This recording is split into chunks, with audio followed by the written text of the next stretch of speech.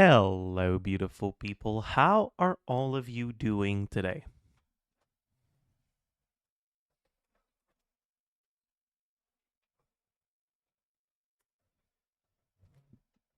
Chat,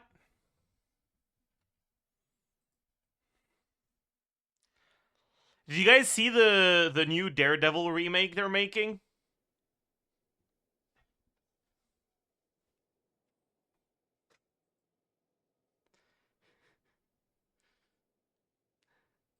Look, I gotta say they really chose the right actors for for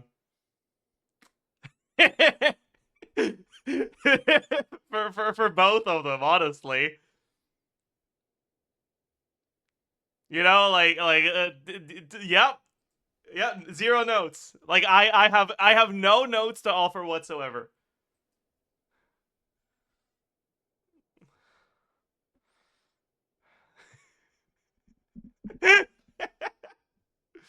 Anyways.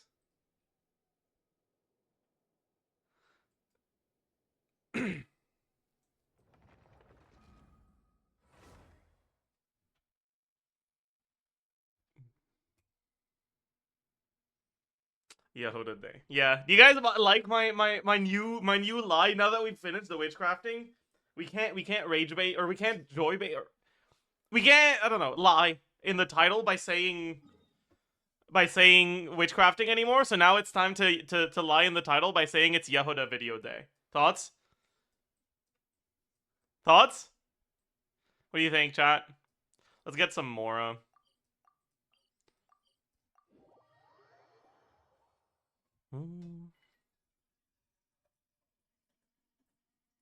Just say it's IT day. Oh shit, I gotta do IT as well. I also have to do the event, don't I? Isn't there an event that's expiring like today or tomorrow that I have to get done? Going out into the world. When's the patch, by the way? How many days? Turning the unknown into the known. I miss this feeling. 11? 9? Okay.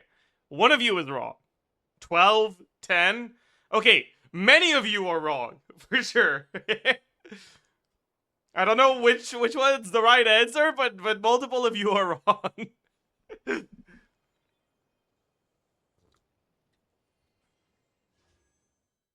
Alright, 10 days.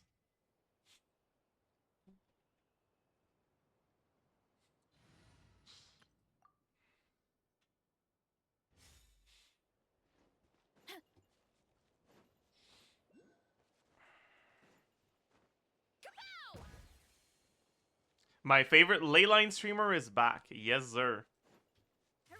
You know it. What was he on his solo Albedo team? I was recording the Albedo video, so I had Albedo on my team. You asked for it. Stop right there. Controlled breathing. Pyroclastic surge. Hi.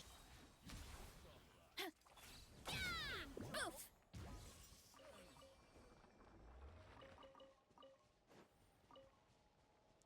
Should I do some weeklies?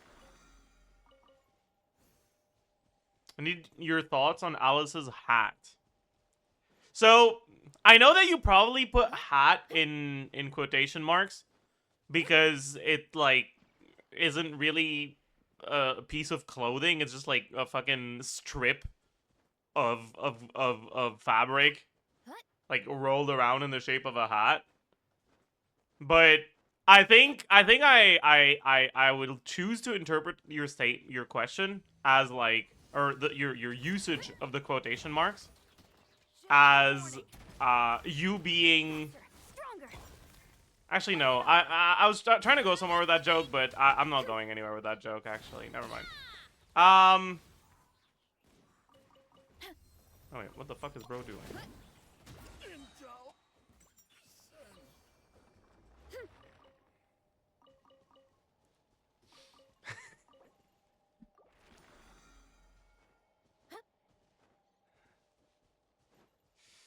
Anyways.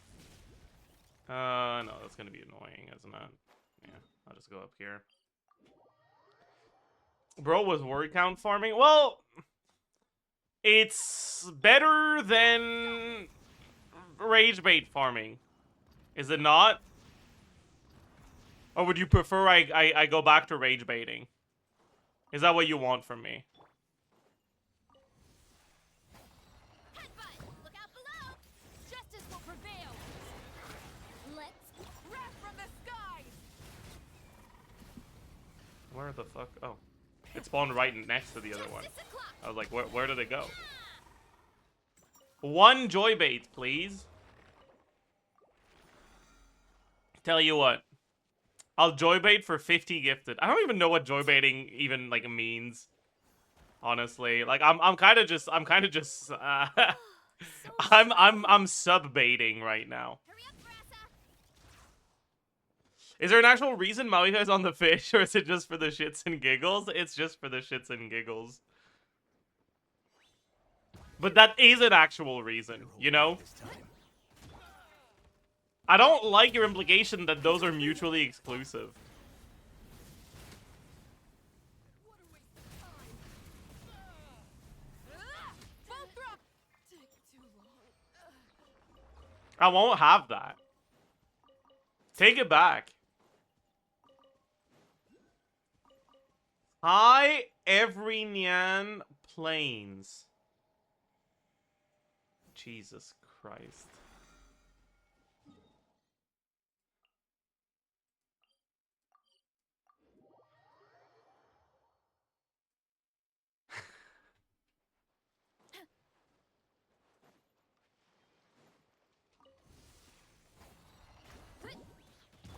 Hands where I can see them! Faster! Stronger! Incinerate! Incinerate! Light of the blazing sun!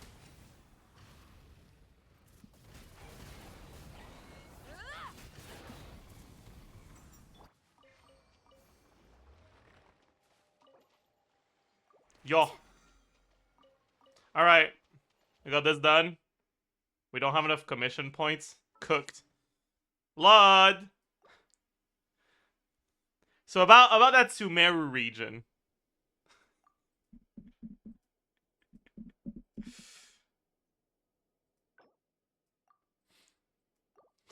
That was sick, but I can do it if you want.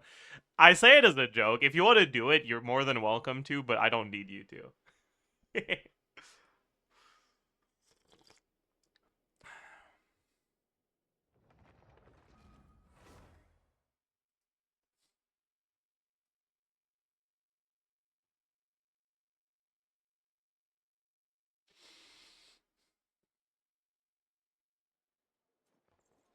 I'll get a few regions 100%. My goodness. That's crazy.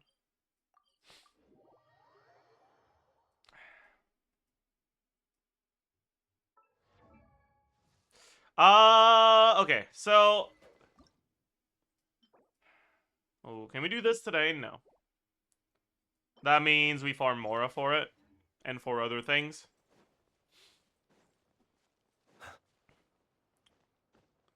Do you go for Milani now that the Mona buffs are here for your J account? I would think about it. Yeah. We got our But I assume that by the next Milani rerun, Milani will be like Close your eyes. the 7th best hydro carry. Be Anyways, silent. I don't know. I'm a little pessimistic when it comes to the power creep. Now.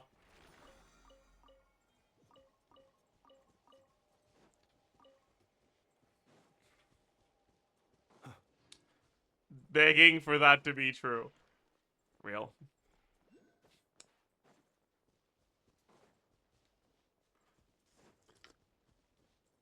I hope Jahoda is going to replace Sucrose in a Flynn's team. She won't. defensive mode. She can if you don't have, if you don't have Inefa, she allows you not to play Aino, which is nice. But if you do have Inefa, I don't think there's, like, ever a reason to play Jahoda in a Flynn's team. To dust. Although, to be fair, C6 Jahoda is, like, almost as good as a carry as Flynn's.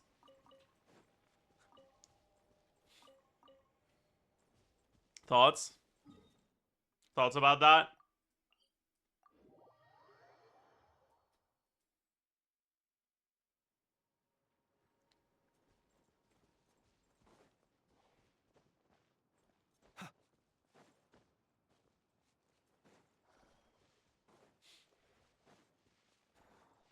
The Jahoda pre-release gonna go wild.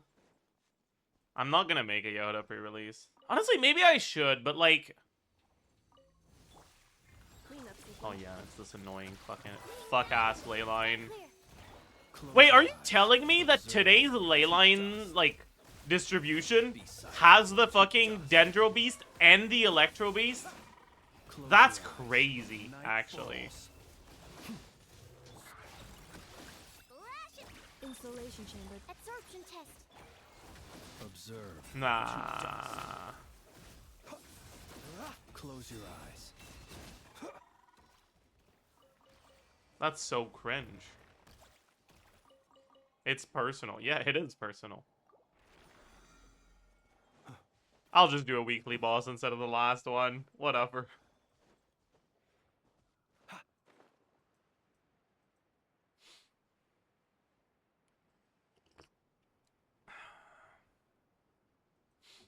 Thoughts on the Durin Venti weapon banner? Do we know what the full banner is yet? Because otherwise, I don't fucking know. Better hold back. Defensive mode. Ding dong. Stand clear. Be silent. Close your eyes. Do you fear the dark? Observe. To dust. No? Okay, then... I don't have thoughts on something I don't know yet. You know?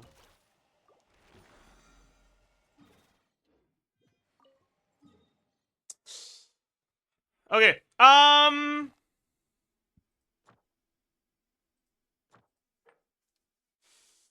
what do I want to do right now? Who do I need to get stuff for? I think I have all I need for Mawika. Yeah. I think I had all I need for Bennett, but I'm not sure, actually. I do, yeah. Speaking of which. Alright, Bennett crowned. I finally got all I needed for Eon San recently. Flynn's. I have all I need. It's already done. Inefa doesn't need anything leveled. So right now, I don't actually need anything else for talents. Right?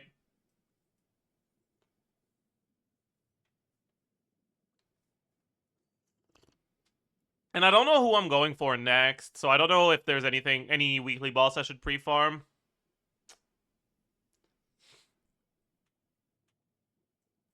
I feel like Columbina's probably gonna get a new weekly.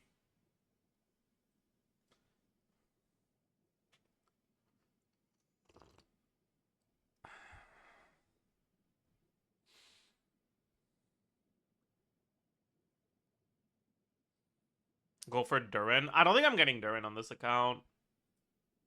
I don't really see the angle.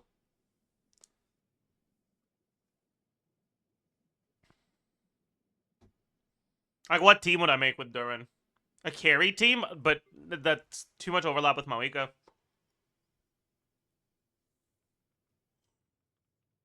I could do off-field Durin carry with Mona, but meh.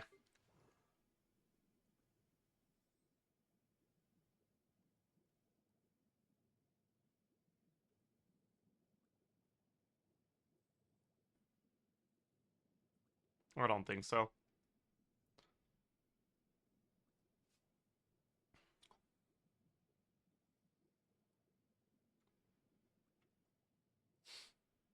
Yeah, I don't think so.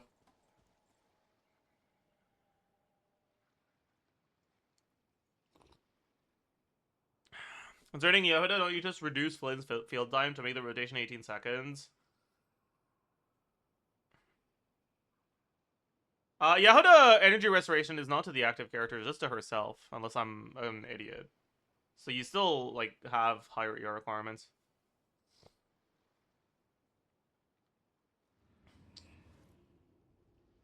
But,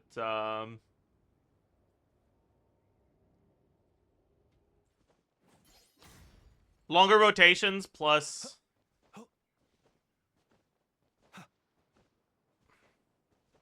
less energy. It basically makes using her kind of, like, DPS neutral. I don't know. I mean, I can do some proper calcs on it if you want. Right? Like, that is what we're supposed to be doing today. We might as well. But before that, let us spend the last of our resin. What boss should we do? So, I have way too many of these. I don't have that many of these if I end up getting another Notland character. Right? For White Horse, do we know what White Horse wants? Ajdaha? No Shaw, right?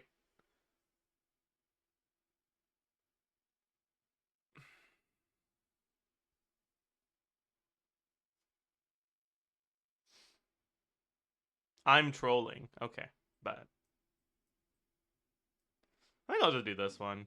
I'll probably like. There's a bunch of good Notland characters.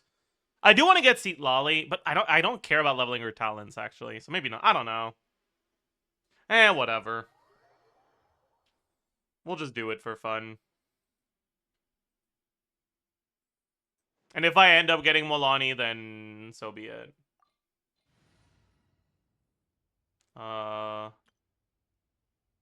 Can we do this right now? Not really, right?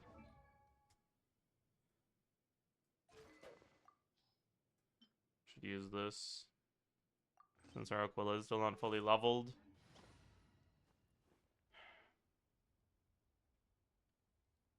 I'm not gonna bring Melt, because it's kind of cringe without enough ER.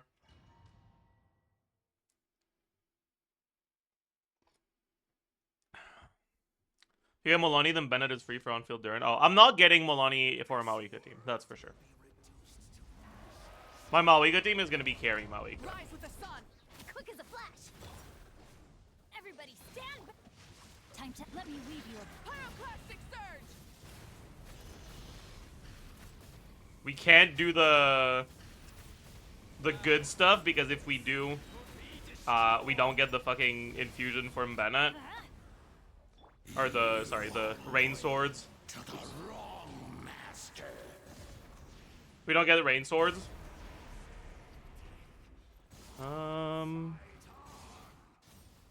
Faster, stronger.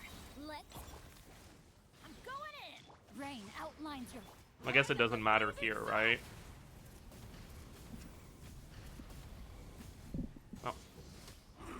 I tried to get the hands-off driving combo, but it's been too long since I practiced it, so I got it one time, but I didn't get it after. GG.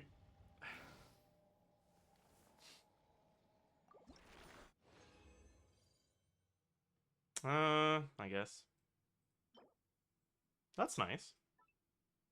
Instructor 3-liner with ER. You love to see it.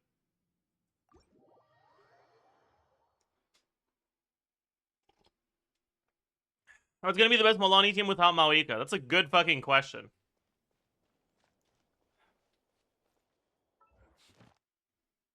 I'm not sure if it's Durin or if it's Pyro MC. Because Durin isn't very good in that team.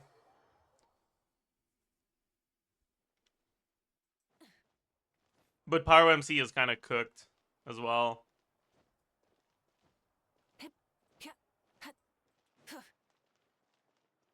Add Astro. Thank you for Add Astro. Why is Durin bad? Because he doesn't do anything. Right? Like, what does Durin do for that team? A little bit of damage and that's it, right? In my heart. It's like, meh. He's there to look cute. Oh, okay. Noted.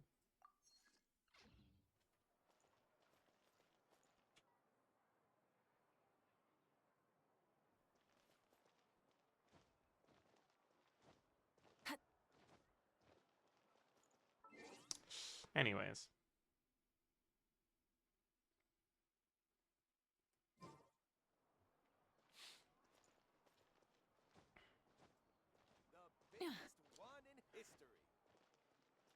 Alright, chat. Jahoda can heal, deal damage, and shred with VV, so she's SKP level.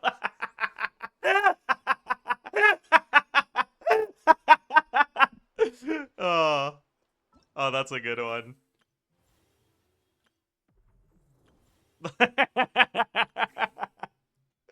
That's a good one. Yeah, I mean, that's actually really good range bait, actually. I like that. I like that a lot. Oh, that's so good.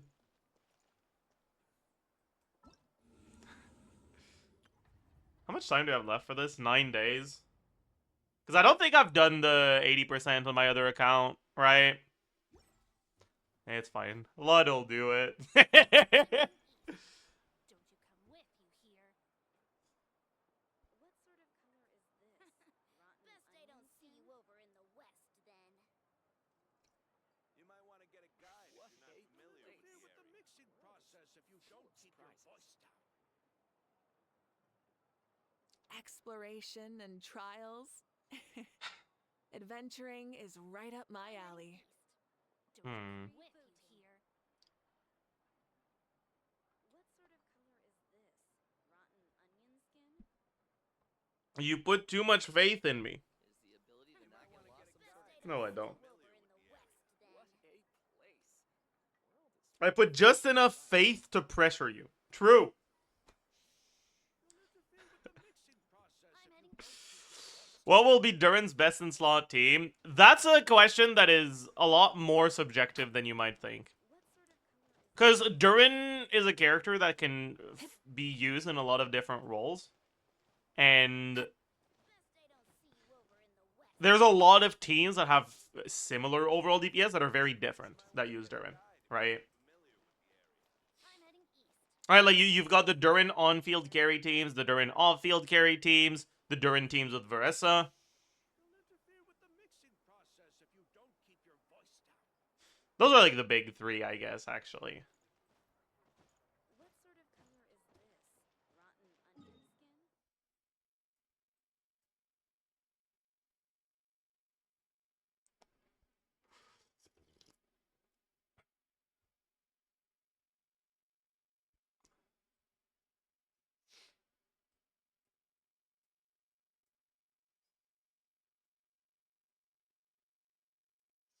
Does Durin have high sim scam potential?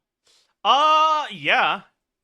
I can see like quick swap with Mona being good.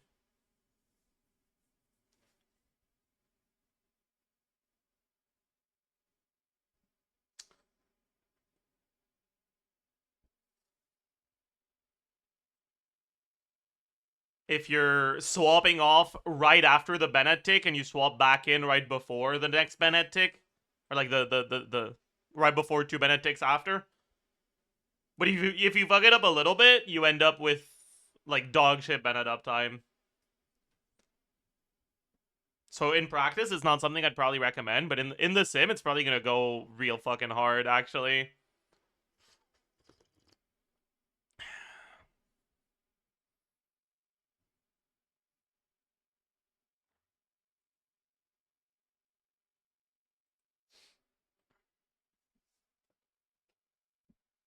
Random question, how hard is getting an EM Goblet?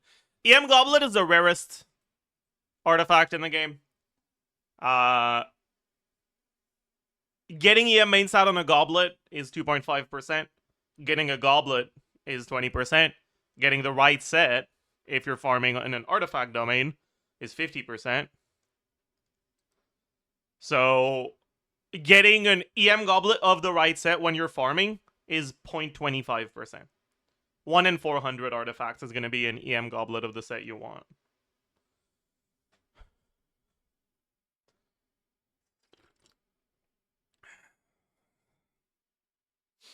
TLDR, just craft one? Maybe, yeah. If you care about the substats, yeah, pretty much. Is Jahoda healing enough to not feel bad running for Reyna? Yeah. Jahoda healing is very good. Do we just send Jahoda calcs right now?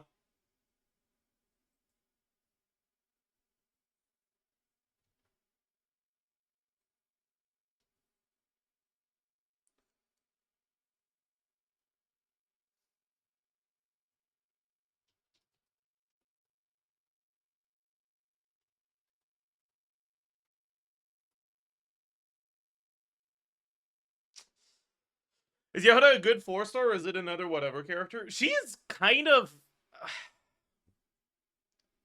She's weird.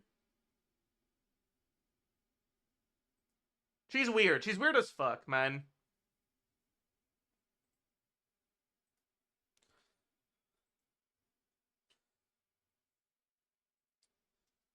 Like, she has a lot of potential, but sometimes she's kind of ass.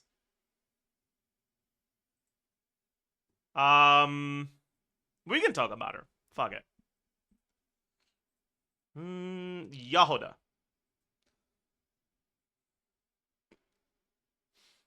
Potential woman? Meh, I wouldn't say that.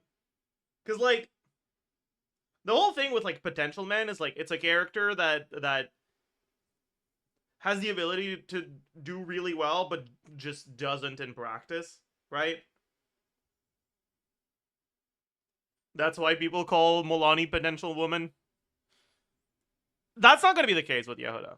The thing with Jahoda is, like, there's some situations where she can be really good, but some situations where she can be really fucking worthless.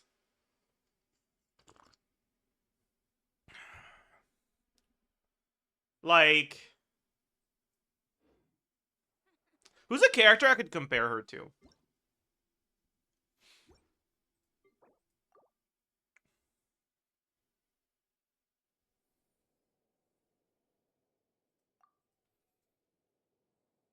Lanyan? No, I don't think so.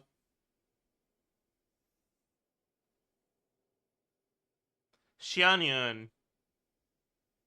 Honestly, I think Xianyun is a pretty good comparison. That's actually kind of a good one, yeah.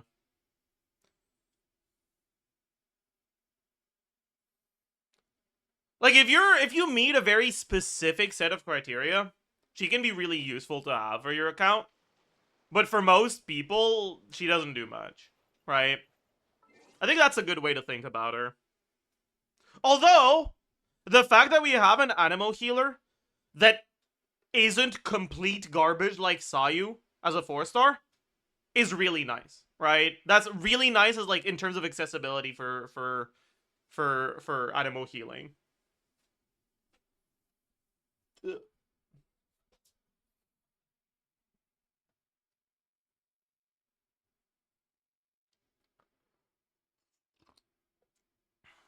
And Aoife.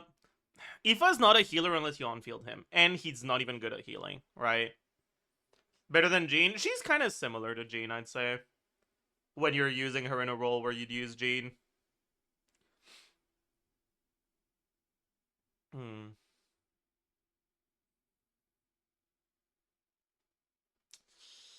So, anyways, let's do a few calcs on her.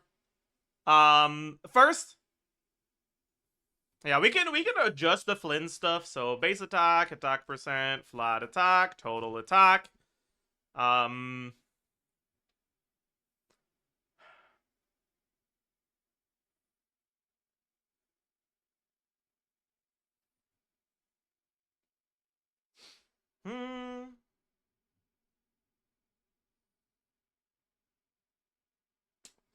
We have Nefer to no. She's dog shit with Nefer. Do not use her with Nefer. Please, I am begging you. Do not use her with Nefer. I guess if you really need a healer, you can use her as the last slot, but she's not better than Kuki, so don't bother. Isn't this pretty good? Bro, don't... tell me if it's footage of leaks, man. Whatever.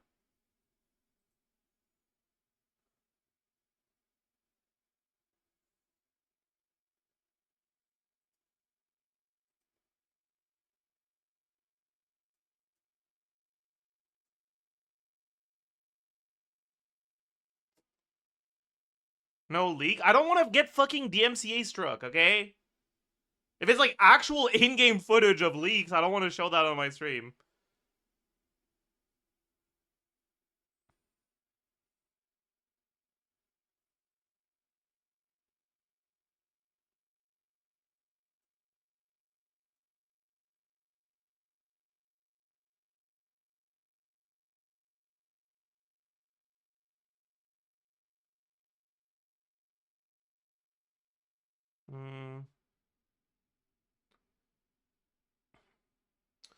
But that looks to be...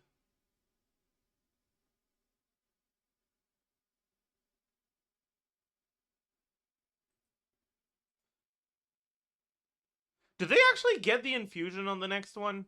I'm not sure. It kind of looks like they don't, but no, they do. I think.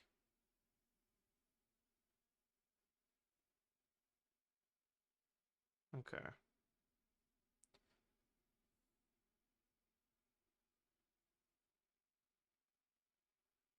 So that's a 20-second rotation. Um...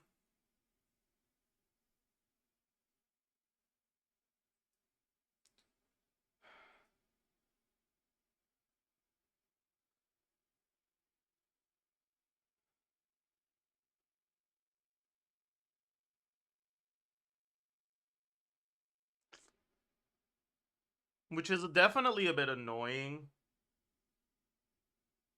No, we skipped Farina Burst. We still have to make it 20 seconds. Because otherwise you don't have Hydro when you swap to... You don't have Hydro when you swap to Jahoda.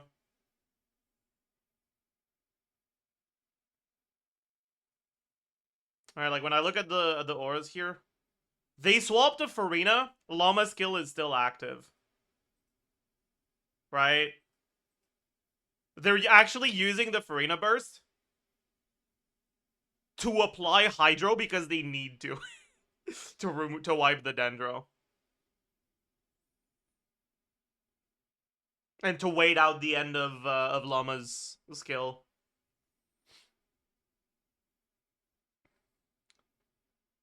Yeah. I mean, I guess you can make that work. That seems fine, I guess. We can take a look at a rotation like this. I don't know how I feel about 20-second Nefer rotations, though.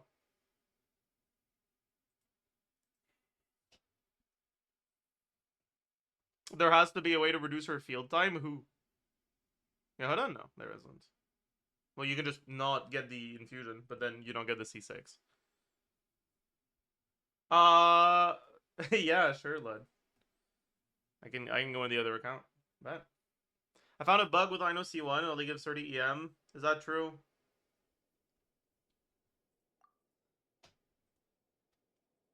I don't know. That doesn't sound like it's true. I'm guessing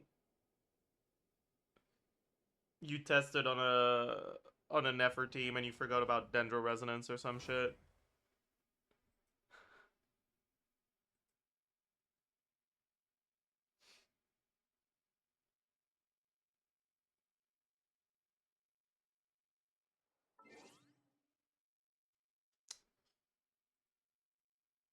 Anyways.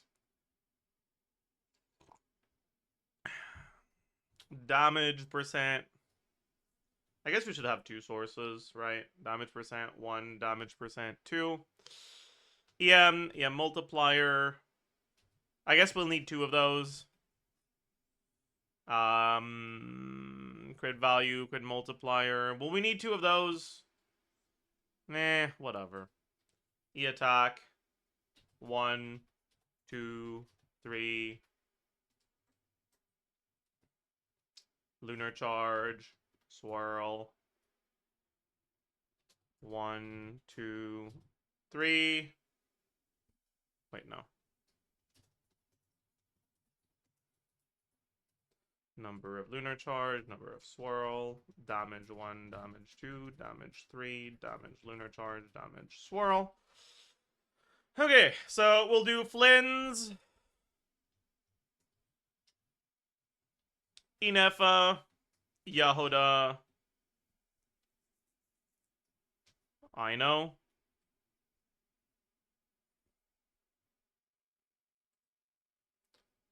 Why is part 2 unlisted? Oh yeah, someone sent me a DM about that. Did we forget to remove the link to part 2 from description of part 1?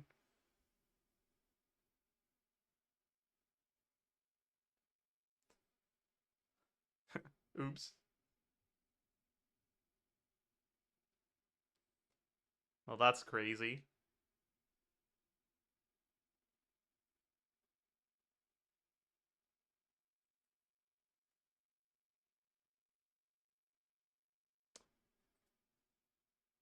Should I go remove it? I mean, at that point...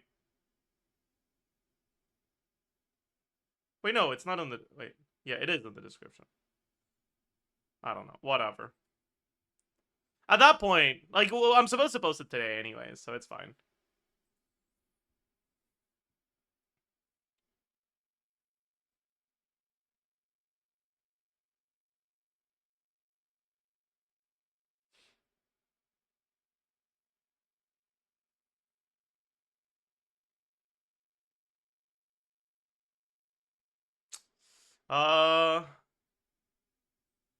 Whatever.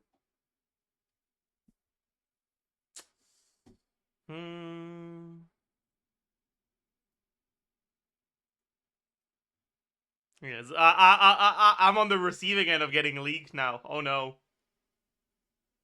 Not so funny now, huh?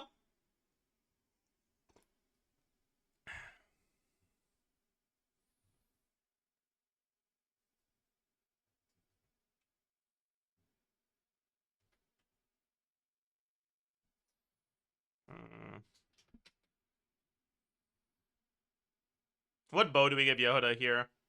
Probably 5, right?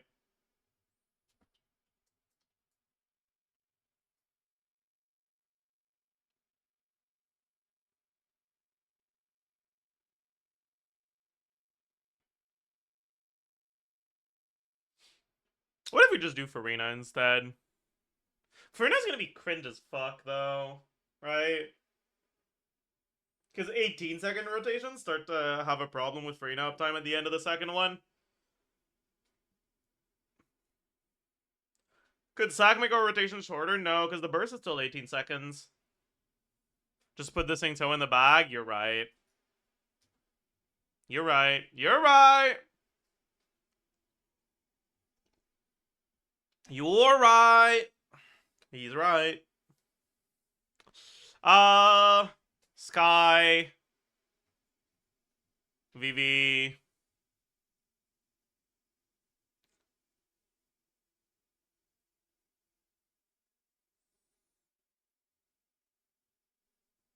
Why is Singto over Ino? They're very similar in the slot, but Singto just feels way better to play because you're not circle impacted. I know it'll be better when you're using Sucrose, but with Flynn's Inefa Jahoda, you don't have anyone capitalizing on the Ascendant Gleam bonus. So the gap between Ino and the other ones is significantly reduced. And you'll need to have C6 Ino for it to be better than Singto, and most people don't. And even if you do, it's a very small difference, and Singto is going to feel better to play. Anyways, this is probably TOM, right? TOM Noblesse. Base attack on Flynn's was 356, I think.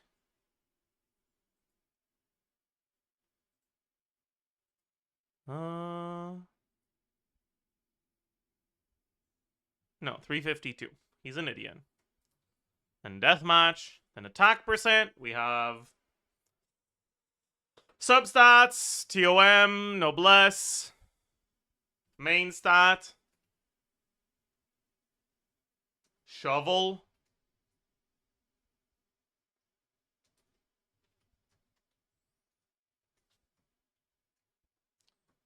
Oh yeah, we do need Serenade, I forgot. I guess it'll be TOM Serenade. Like this.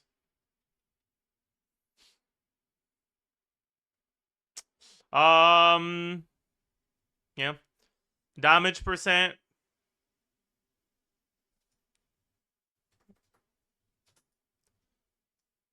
Literally nothing here.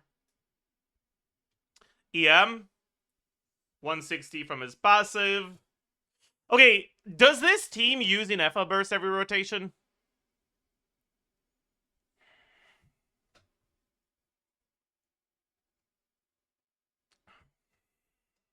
I don't know if you can, because Jahoda field time is so fucking long. So it's gonna increase Flimsy our requirement. And you're gonna have to go Favi Nefa.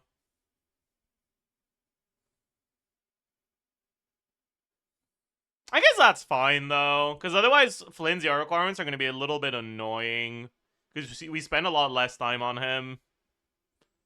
Well, I guess we'd spend more time on him if we didn't burst on Inefa, but I don't know.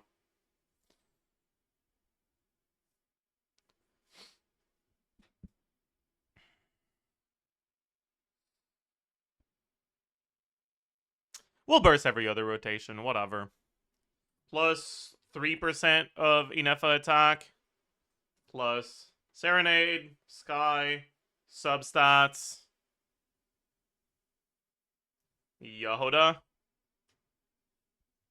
1.28 times 6 times EM divided by 2000 plus EM plus 1 plus Shovel plus Flynn's passive plus Sky and Serenade passives plus about 25.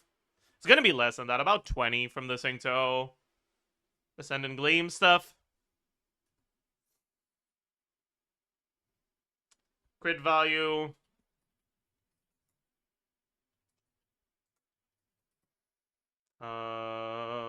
Yeah. Yeah, maybe you go HP Singto instead to max out that bonus. I don't know. Because he only bursts every other rotation, so his damage is kind of pathetic.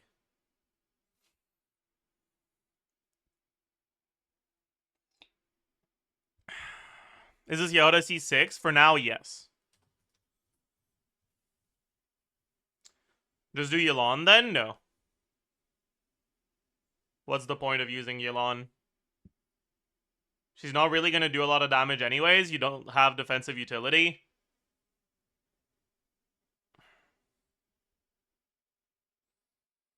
Animations are longer, which is going to make you generate less energy on Flynn's.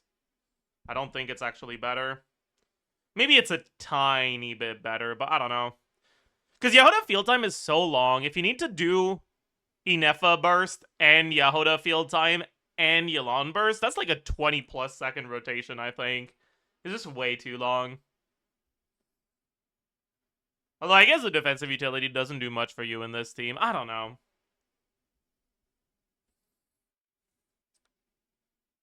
Because, like, Jahoda is a solid fucking 4 seconds, right? And then Inefa's skill burst is another, like, 3 seconds. And then Yelan's skill burst is another, like, 3 seconds.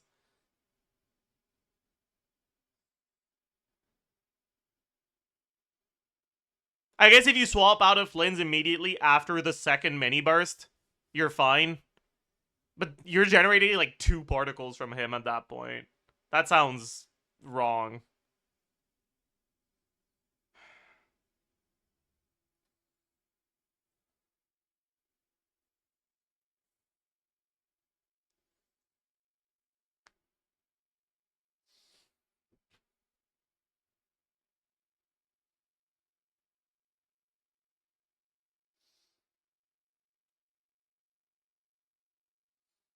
Nah.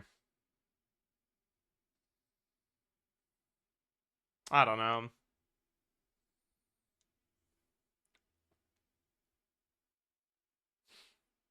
I mean, we can look at Yelan, I guess. But, like, I don't know. I don't know if you actually can. Like, this sounds wrong.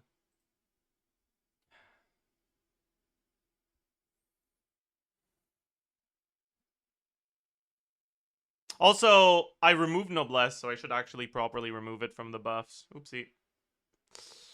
Anyways, effective attack.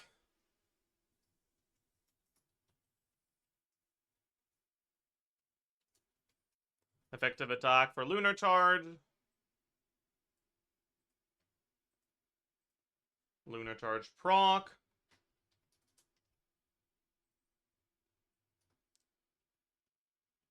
Motion value. 303.3 times 2 plus 4 times 99, 100, 123.8.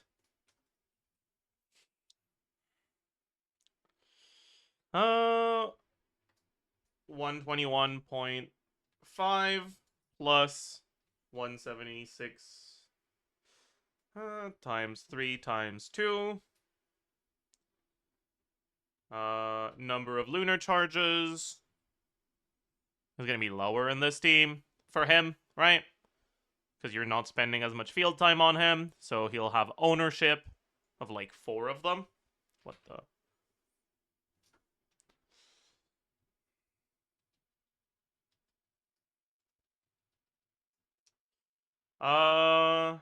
The shred, yeah.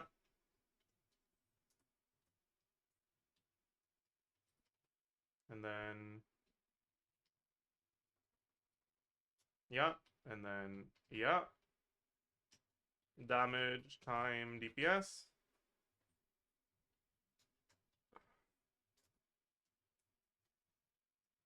So this is Jahoda C0, because I didn't put the crit from Jahoda C6 yet.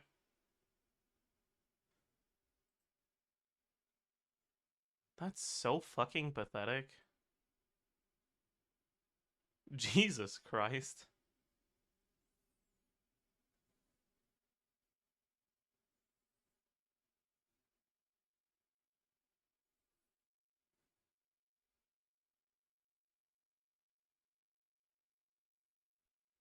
Anyways, plus 50%.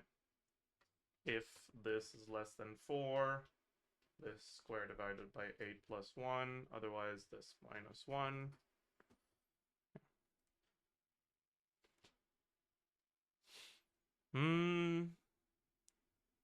Right, so this is personal damage with Jahoda C6.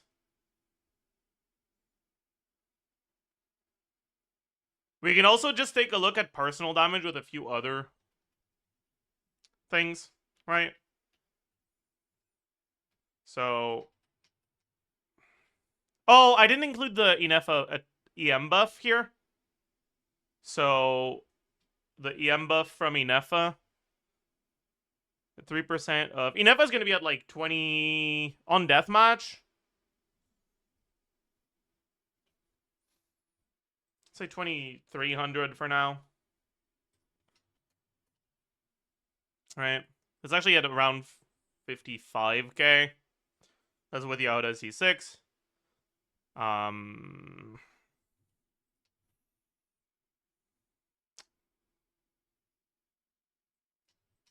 This will be with Jahoda C6, Jahoda C0, Sucrose. So, Jahoda C0, we just lose the crit value. Sucrose, we lose the 100 EM. We gain 50 EM. We gain about, it's 20% of about 800. So about 160. It's more like 900. So around 180. We gain half uptime TTDS.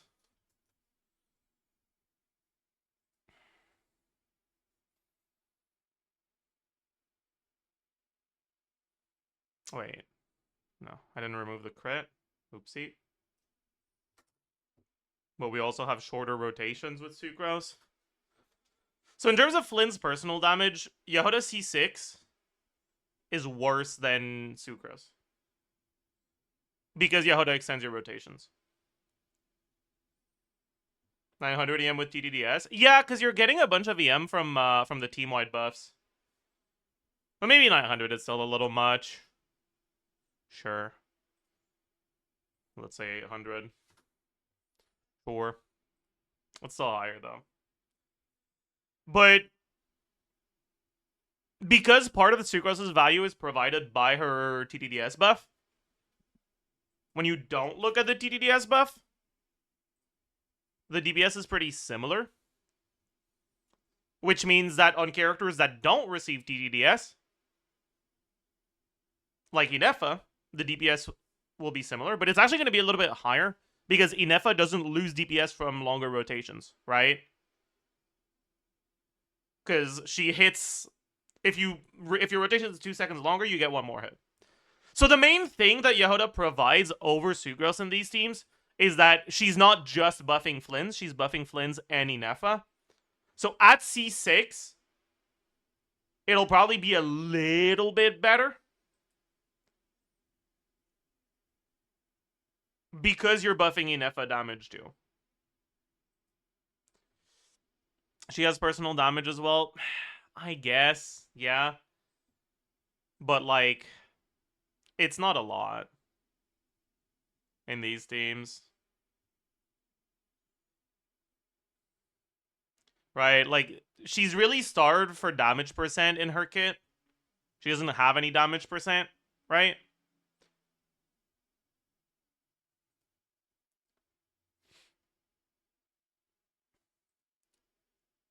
Her cons don't give her any damage percent.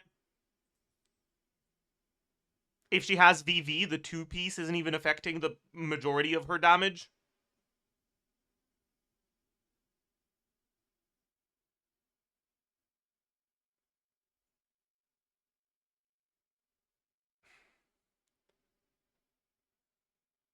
A good portion of the buffs she receives are EM buffs, not attack buffs, and she doesn't care about EM in these teams.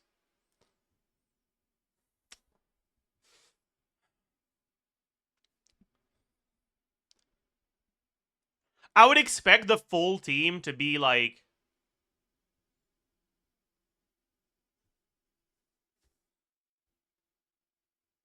I don't know.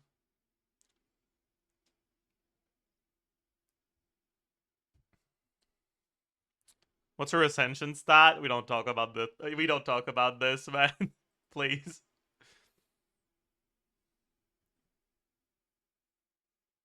Please, let's not talk about that. Please, let's not talk about that.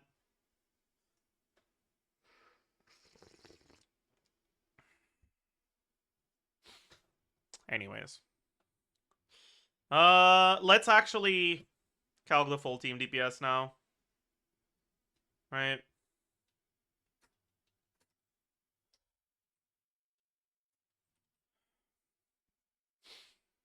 $330, $454.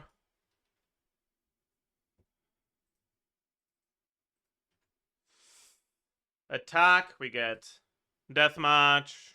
Or sorry, TOM, substats, deathmatch, main stats. That's pretty much it. EM.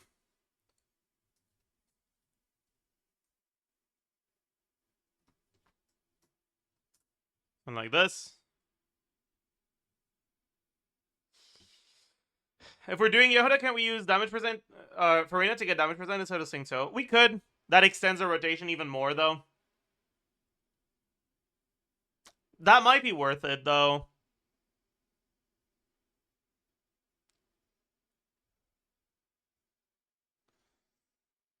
It's gonna be very similar.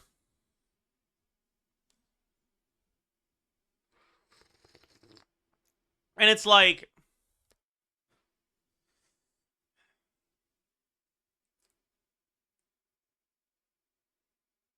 bad uptime on Farina's skill. No, at that point, it would be a 20-second rotation, so you'd have full uptime on Farina's skill.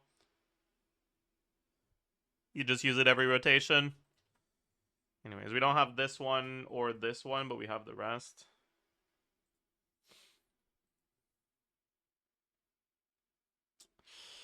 Crit value on Inefa. We have crit ascension. Yeah. 36.8 times 2. Yeah.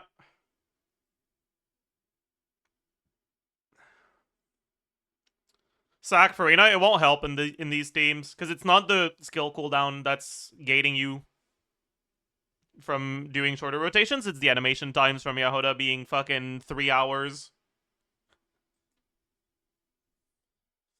Like, maybe if you go sack, you can do a 19.5 second rotation, but, like, that doesn't do shit. Just go Fav.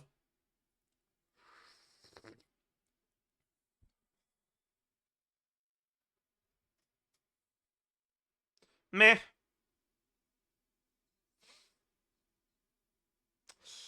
Meh.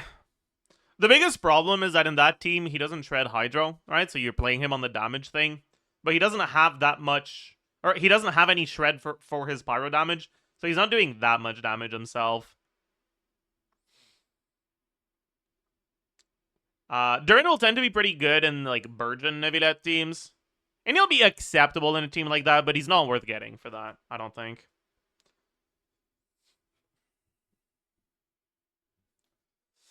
Anyways.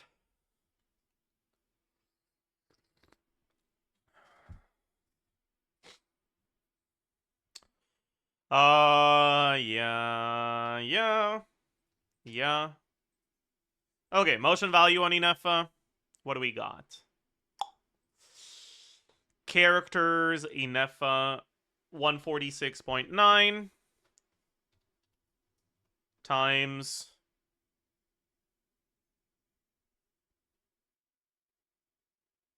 9. 163.2. 1150.6 divided by 2. Then 65 times 3 times 9. Number of lunar charges. In an 18-second rotation here, we would have 9 lunar charges, 4 of which are main ownership Flynn's, 5 of which main ownership Inefa. So 4 divided by 2 plus 5 divided by 1. Which leaves her personal damage at 37k with Jahoda. Right, this is what I was talking about, right? Jahoda, the main thing that Jahoda provides to Inefa is, or to these Flynn's teams is Inefa damage compared to other characters.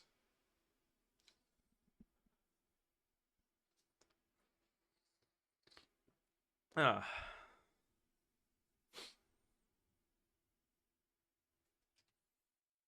me double check something. Yeah. Okay.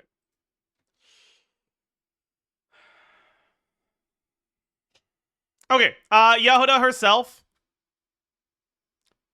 Will Jahoda have more ownership than Tsingtao? I guess she could, right? Do you ever build EM Jahoda for half ownership on half the lunar charges? Probably not, right?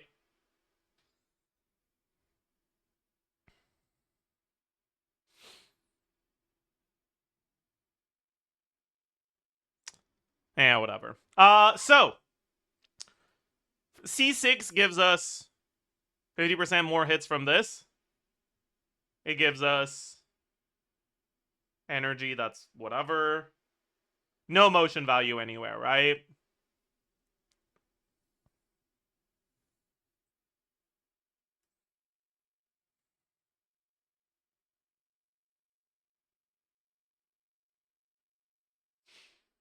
Okay. So, which one do you get again? Is it filled treasure flask? No, it's smoke bomb. No, it is filled treasure flask. Yeah. So it's filled treasure. Okay, anyways, let's start with the base stats. So 223, 454. How much attack do we get to? Fucking nothing, right? We don't have attack from weapon. Can we even go attack Sans, or are we gonna need ER? We might need ER. 70 cost. How many particles does she generate? Do we know? I mean, I'm sure we know, but I don't know if it might not be on HumGG Cat. Yeah. Any knowers in the chat? It's probably 4 or 3. Usually it's 3 or 4 for the 4 stars.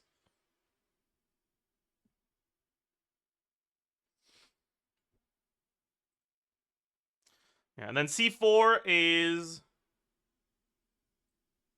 It's going to be 12 energy here. And then another 8 energy. So she refunds 20. She's got a 50 cost. Okay, 5 should be enough then. We can go attack Sans, I think. Yeah, definitely. Okay. Nice.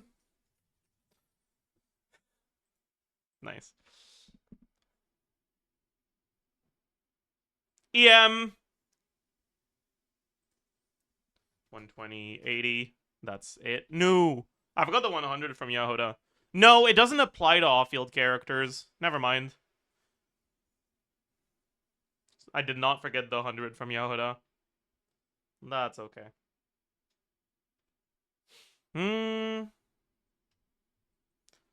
we'll need EM multiplier 2 now, which is 16 times EM divided by 2000 plus EM plus 1 plus 60% because we're on VV. Why would you do this?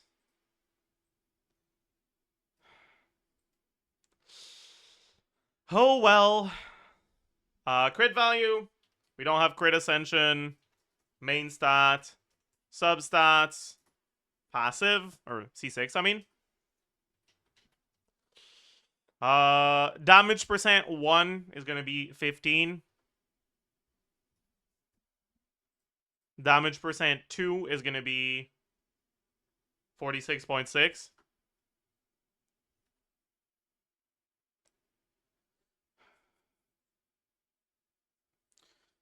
And she's going to do hydro damage. But she's also going to have a little bit of electro damage. Right? From this. It's not like the burst does anything anyways, so it's fine. It's not that big of a deal if we pretend it's animo damage and it gets the buff from VV. Like the 15%. No, it is a big deal. Fine. I'll add a third one. Damage percent 3.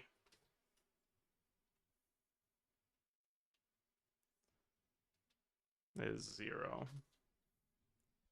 Okay, effective attack 1. Then 2. Then 3. Lunar charge proc.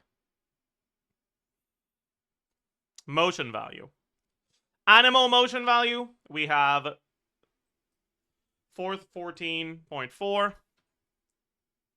and 424. Hydro motion value. It's 256 times 1.5 every 2 seconds in an 18-second rotation. That's times 9.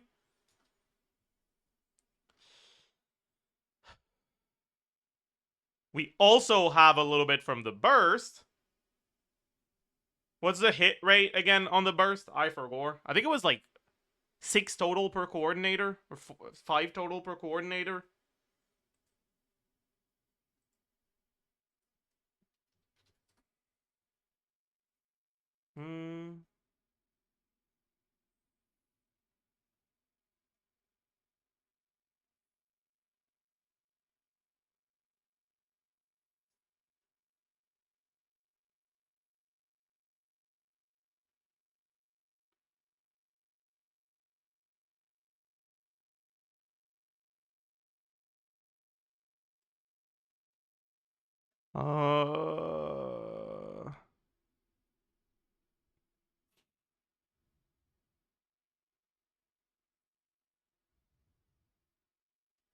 Sorry, chat. Give me a second. Okay, it's 5 per. It's 5 per.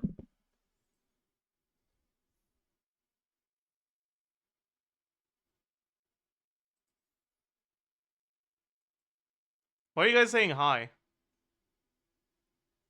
Why is everyone saying hi out all of a sudden? Huh? Anyways, it's 34.5 times 5.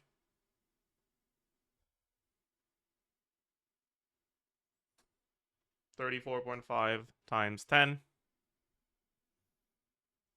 Number of lunar charges. She will participate in all of them. Kinda. Also, I'm an idiot. You don't get 9 hits, right? Because you don't get hits while you're holding. So it should be 7 because you're holding for almost 4 seconds.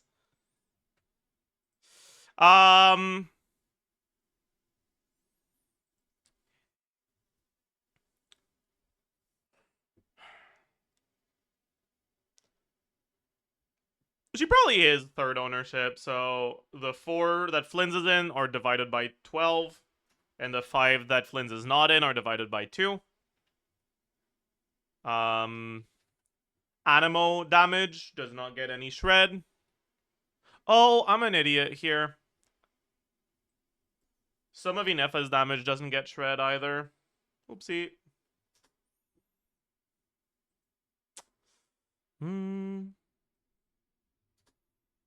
There we go. Then hydro damage. This makes sense. Lunar charge damage. Yep. Total damage. Okay. Because of the lunar charge ownership, her damage isn't like 0. I guess it's not just lunar charge ownership. This is like acceptable personal damage, I guess. It's not that bad. It's a little bit higher than I expected, actually. I guess that's just what C6 does, right? Don't look C0. Trust. You will not. You will regret it.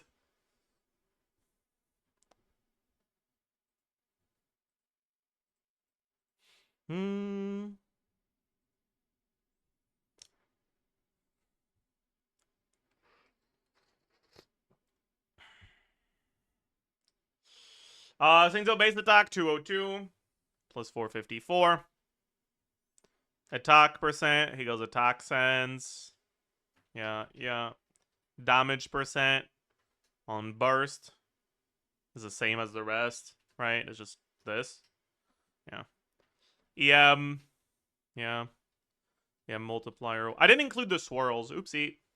Swirl proc 868 times EM multiplier 2. We get a grand total of 2 swirls. Very important to add that to our rotation. Please and thank you. This 6,000 DPR. It's important, okay? Holy 2. That's crazy. Crit value, we don't get this. Yep. Effective attack. 336 plus 382 divided by 2 plus 109 times 50 divided by 2. That's motion value, not effective attack. Is he an idiot? Effective attack is this. Lunar charge proc is this.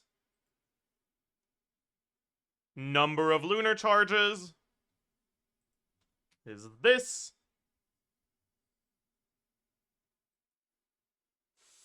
We have about half uptime on our shred. And on our lunar charges.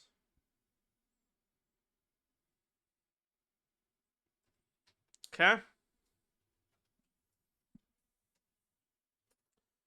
So we're at around 106 here. With these assumptions. If I do similar assumptions for sucrose. Did you add the extra coordinator from C2? C2?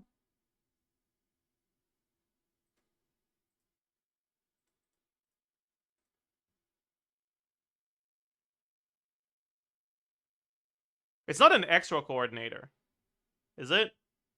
You already get 2 without it, no? It just means that you get a second element.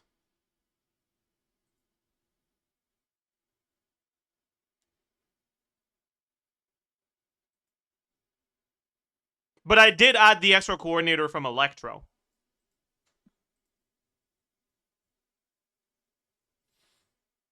Does she have other cons other than C0 and C6? C1 in teams where she does a good amount of damage is a pretty big deal. But not in these teams. I guess it's not bad, but... Anyways, Jahoda C0. We lose... the EM... Or no, sorry. We lose a crit value.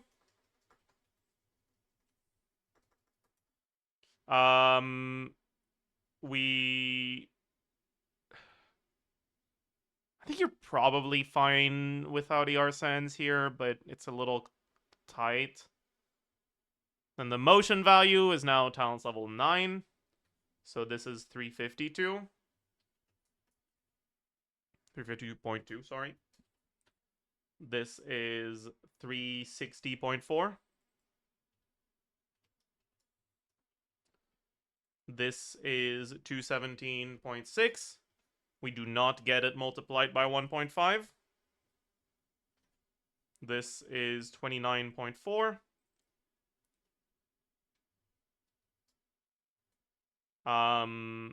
We do not record a second element, so both of them are hydro, but we don't get the extra one. That's it, I think. Yeah. This is T0, Jahoda.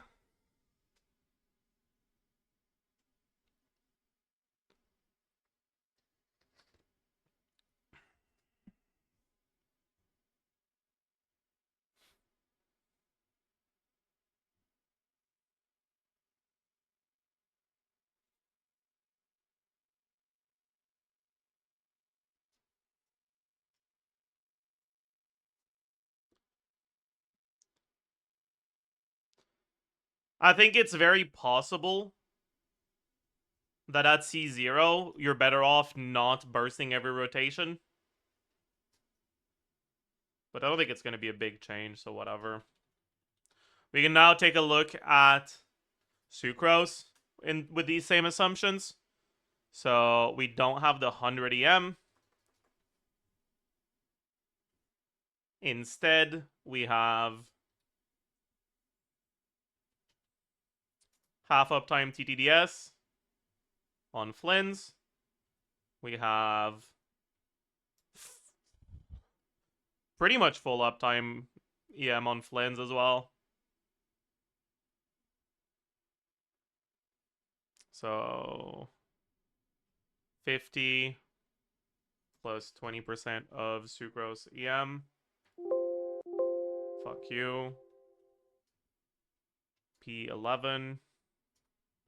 Sucrose EM. Substats. This 187 times 3. Yeah. Okay. Then on Inefa, the Sucrose buff is about half uptime. It's a little bit more than a half, but whatever. We'll round it down. Same for Singto. Okay. And now our rotation length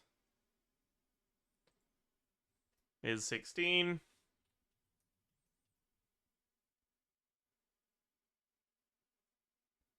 Did I fuck something up here?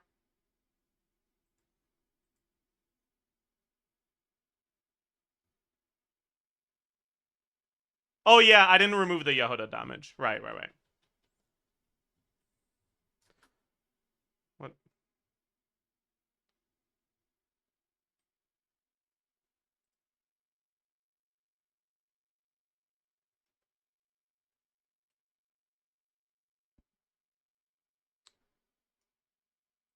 But let's say that Sucrose is doing... Okay.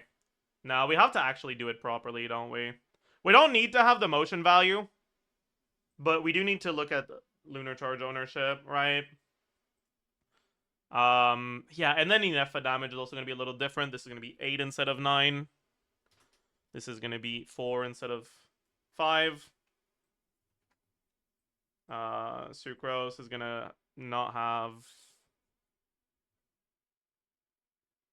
ownership for like more than 2, maybe. And then Singto will be 4 on those. 4 on a half. Yeah.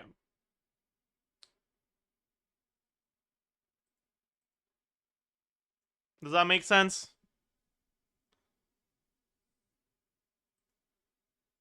Yeah, because Singto's not that good with this one, right? You're supposed to use Ino if you have Sucrose.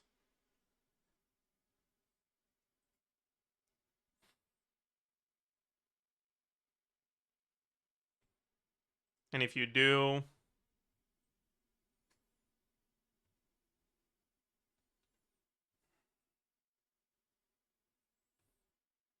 If you do, it's gonna be about as good as Jahoda C6. Depending on Ino-Con, I guess, right? So, Ino, we pretty much remove all her motion value because she doesn't do any fucking damage. But we do look at how much EM she has. So she'd get EM Ascension, 2 EM main stats, 80 from her C1. I know C1. Yeah.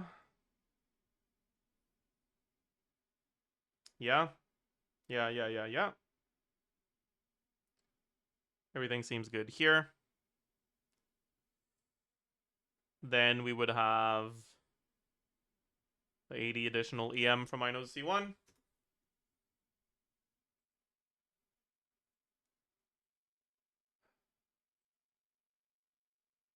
Does that make sense?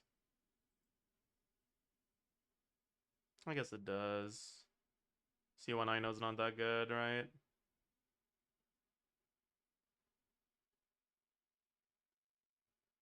No, I didn't increase the fucking... whatever, I can't be bothered. I'm not posting these calcs anywhere, so it's fine if I take a bunch of shortcuts. And we look at Ino C6 with an additional 35 here.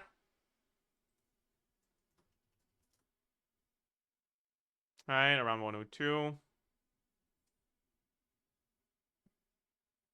If I'm more thorough in my assumptions, it'll be like 2-ish K higher probably. I took a bunch of shortcuts here, a little slightly lower things. But this makes sense, right?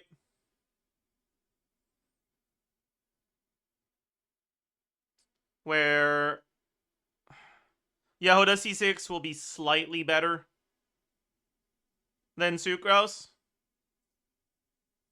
but non-C6 will just be worse.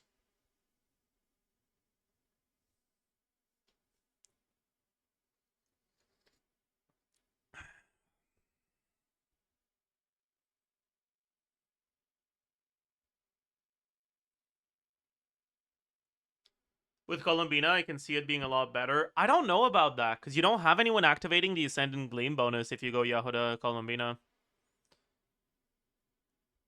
And keep in mind, Jahoda's crit applies to all fielders, but the EM doesn't.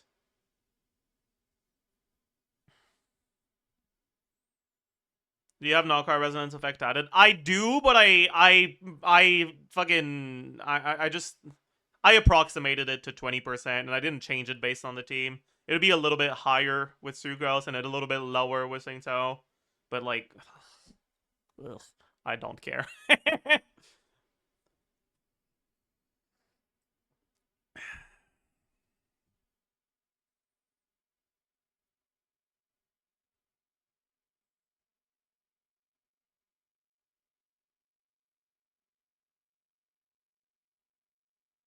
It's not that big either way. Well, it's not insignificant, but it's not a massive deal.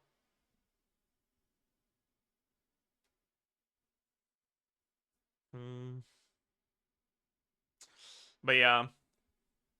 This does fit with my initial thoughts on Jahoda, where, like, Jahoda at C6 is a minor upgrade that does give you some healing, which is nice. But Jahoda outside of C6 is just a downgrade to Sucrose. And because Inefa gives you defensive utility, and your Hydro slot isn't that good anyways, so if you want healing, you can just put a healer on your Hydro slot. I feel like Jahoda doesn't have a lot of value for Flins. Right?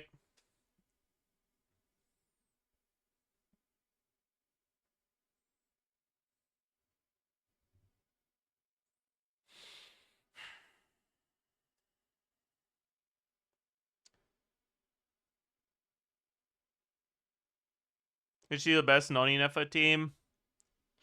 At C6, probably by a little bit, but not by much. At C0, fuck no. That's the biggest problem. It's like, she's kind of like Ino, where she just doesn't do that much without cons, right? so much of her value is a C6. And a lot of her value is in the C1 as well.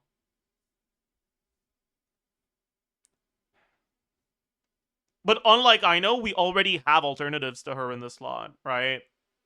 She's better than Aino, but there's also more competition in the slot for her.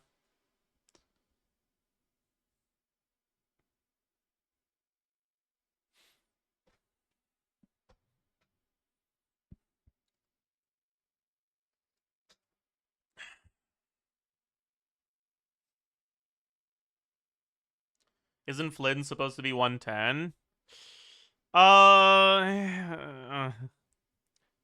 We can go a little bit more damage by going for a different weapon on Flynn's. I'm using Shovel instead of a Battle Pass weapon. But honestly, it's so cringe not overcapping crit on Deathmatch on Flynn's, man. So I just can't be bothered. I'll just assume Shovel. Whatever. I'm traumatized from the Molani min-maxing, man. I really am. I never want to assume crit weapons on carries that have crit sets again. Just anything else, man. Holy.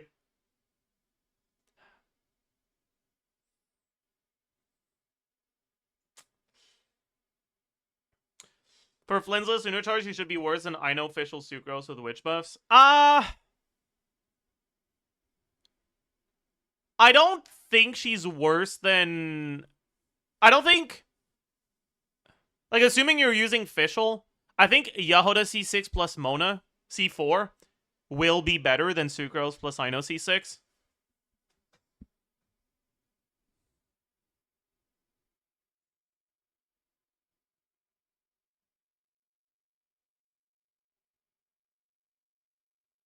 But it won't be that much better.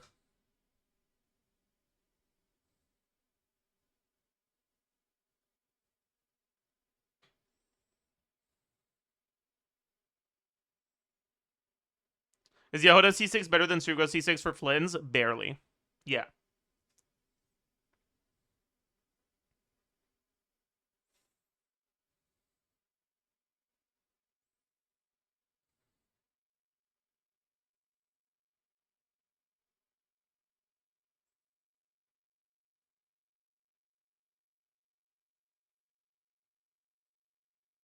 Man, the fact that Jahoda can't get absorption from element applied to your character is so sad. Because she would be so much better if you could absorb Pyro from being in Bennett buff. Because you'd get to have reliable vape setups that don't need you to have Pyro as an aura on the enemy for like 30 seconds.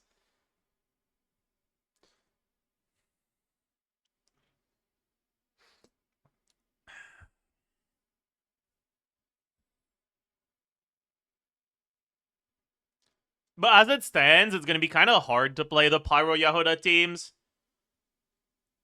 Because you infuse her with Pyro. Like, in order to infuse her with Pyro, you need to have Pyro Aura on the enemies, which means you need to have no other element going.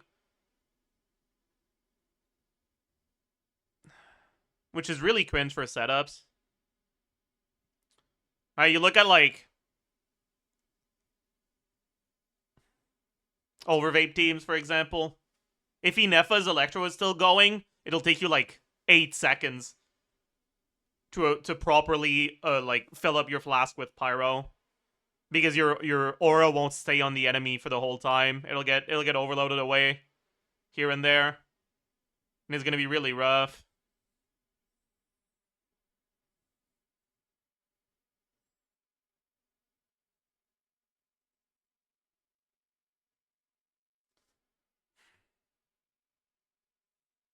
And like a lot of my early Jahoda calcs that used her as a power damage with Duran, kind of I think we're too optimistic for assumptions on aura. I think it'll be really difficult to properly get a pyro absorption in teams with Inefa. If you could get it reliably, it'll be really good, but I don't think you can. Like, you'll have to wait out Inefa uptime, right? So it forces your rotations to be like 24 seconds. Because you need enough uptime to be over when you swap the Jahoda. And then Jahoda is like 4 seconds. And then you have to swap back to Inefa. So you're like at least 24-second rotations.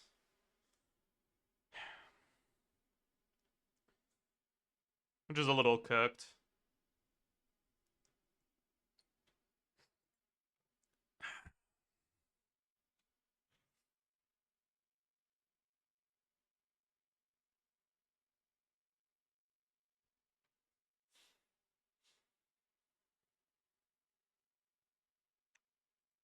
Durin or Shilonen if I have a Maweka team, but I want to pull future. I want future pull value too.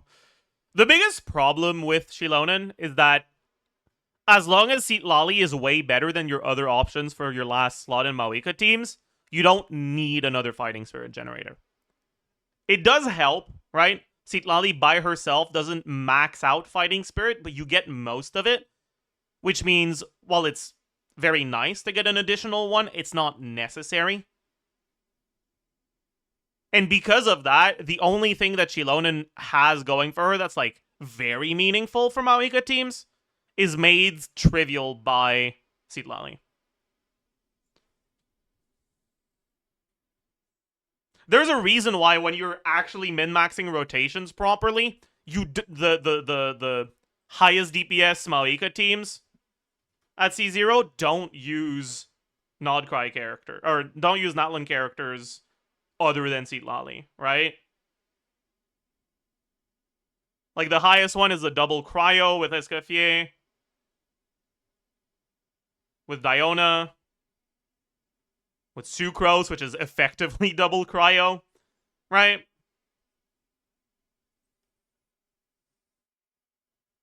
Then it's Shilonen. Eonsan isn't here yet. Eonsan would be a little bit higher, but the point is, you still get so much of Maweka's Fighting Spirit just with Seat Lali. And Shilonen in general isn't that good. What makes her good with Maweka is the fact she's helping with Fighting Spirit.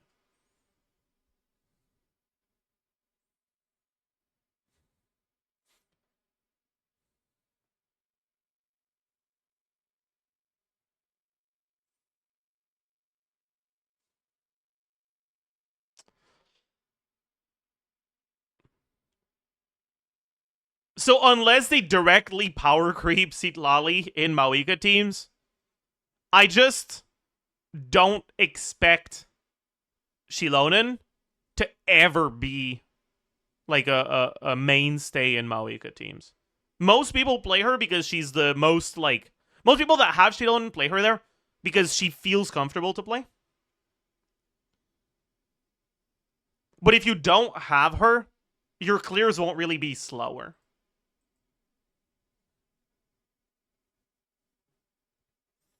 Yeah, we can take a look at these. Premium Yelan. That was Sucrose. And then Yelan with Jahoda C6.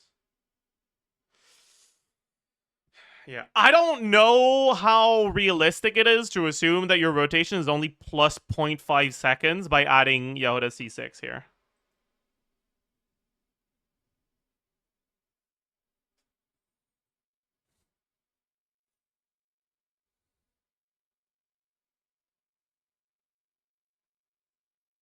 That seems a little optimistic to me.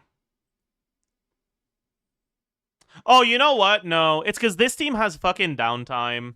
Okay, that makes sense, actually.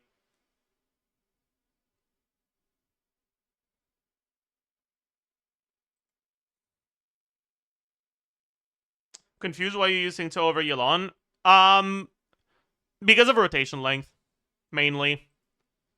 In the teams that have Jahoda, Yelan's longer animations increase your minimum rotation length. In teams that don't have Jahoda, Yelan's longer cooldown increase the minimum rotation length as well, right? Longer animations when you have long animation characters like Jahoda means that you just need more time to do all the things you need to do. And when you're using characters with short animations like Sucrose, the fact that she has an 18-second cooldown on burst, whereas everyone else is 16, forces you to do rotations that are 2 seconds longer.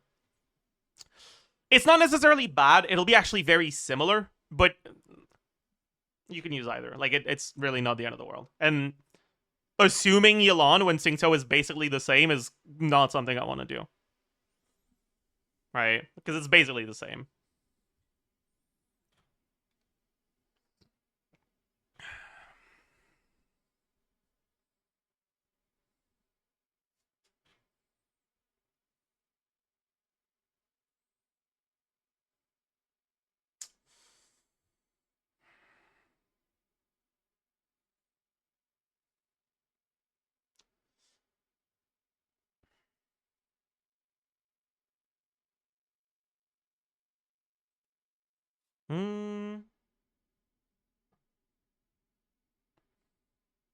Is Farina similar to Yelan here? Yeah, pretty similar.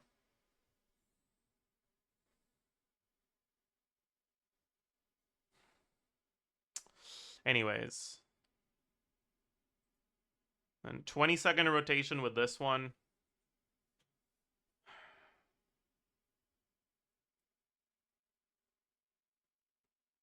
Okay. I can see that. That makes sense, I think. Where if you're low con Aino, C6 Jahoda, it'll be a little bit better. But if you have Aino C6, Aino will be like slightly better. And if you don't have Jahoda C6, Aino will also be better no matter what Aino con. That kind of lines up with what I have.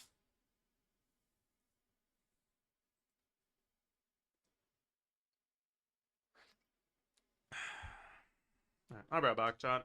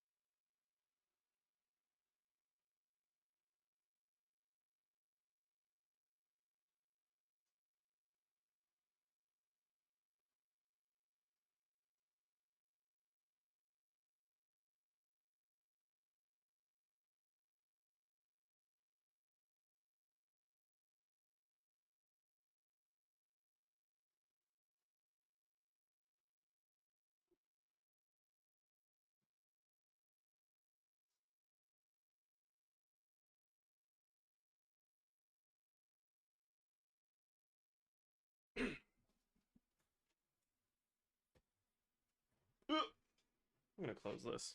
Alright, I'm back. Hello.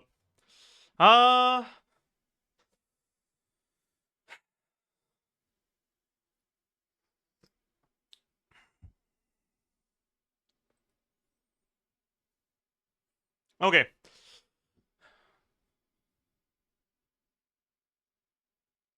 Do you want me to finish up the Kole event? If you want to do that, yeah. That would be Pog.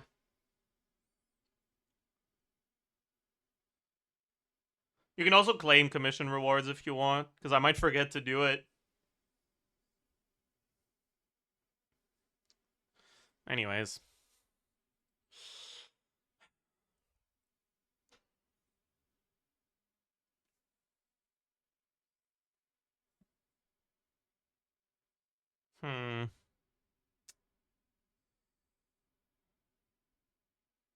Check the Farina team that uses Burst. It's going to be very similar. You want to try Dire on polearms only? Limbo tried and is convinced it's doable. Do I want to? Do I want to experience the Fatui with Varessa all over again? I feel like one time in my life was already too much.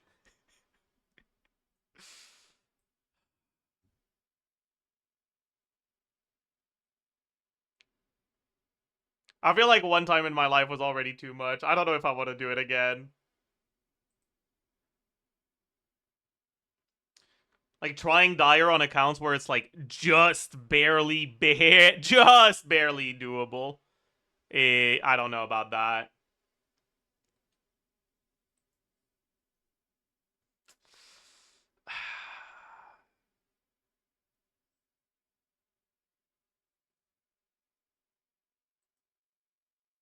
But imagine showing people how good level 100 Raiden is. What are the teams you're doing? If it's fun teams, I might. Otherwise, I won't. You probably have a Flynn's team, a Raiden team. What's the last one?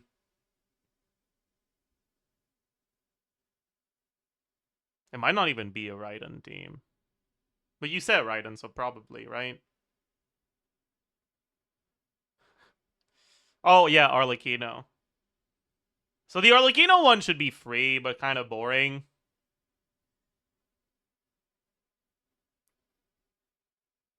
The Flynn's one.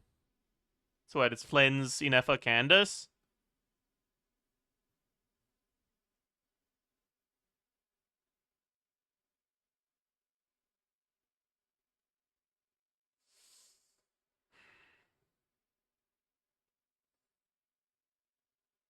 Which one are you struggling with?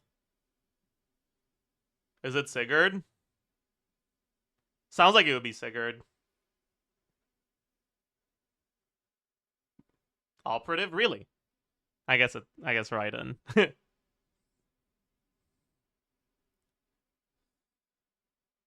I don't like fighting Operative though. It's like the most unpleasant boss to fight. Actually, that's not true. Sigurd sucks to fight too. Both of those bosses are just so annoying.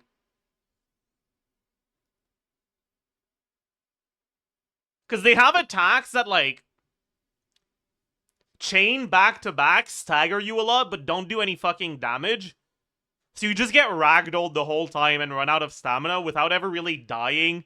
And it's just so unfun.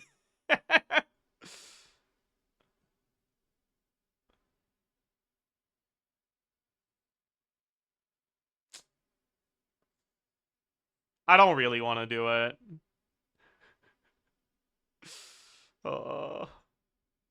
Like, it's gonna be a thing where, like, you have just barely enough DPS as long as you never get hit. But if you get hit, the Cryo Aura slows down your attacks enough for you not to have the DPS check anymore. And that's just not gonna be fun. I know it's gonna be the worst fucking experience I've ever had in Genshin. I just know that for a fact. I just don't want to. I really don't want to.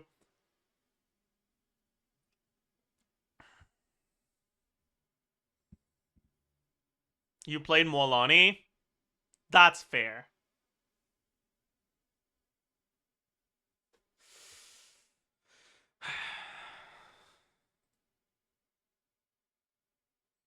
No.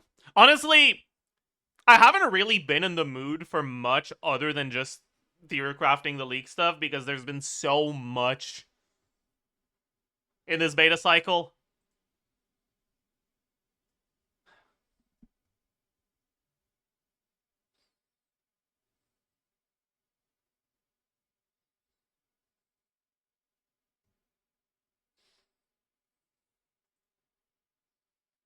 And no more Maoika combos? Oh, don't talk about the Maoika combos, man. You're gonna make me start it again. Yeah, I don't know. Okay, chat, let's take a look at more Jahoda stuff.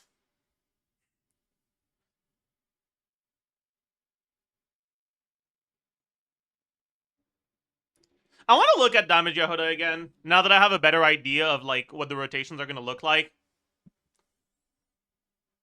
And the rotations are going to look like hot garbage. Right, like... God, it's going to feel so bad.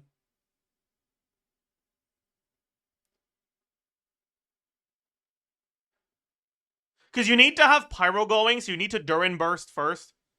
Then you need to go to Jahoda. Spend like 4 seconds on her. Get the absorption. Then you need to swap to Inefa. Otherwise, if you do something before Inefa, by the time you swap to Inefa or to Jahoda in the next rotation, Inefa is still going to be going. So you need to swap to Inefa at that point. But that means that if you swap to Mona after that, it's already been like 8 seconds since your Durin burst. And so by the time you start vaping Durin, he's already used up all of his like 10 stacks of damage. Oh, dude, that's gonna be so pathetic. Holy fuck.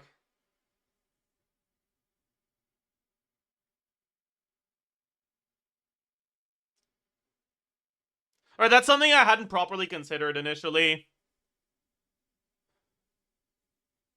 And, like, you can't make it work without Inefa.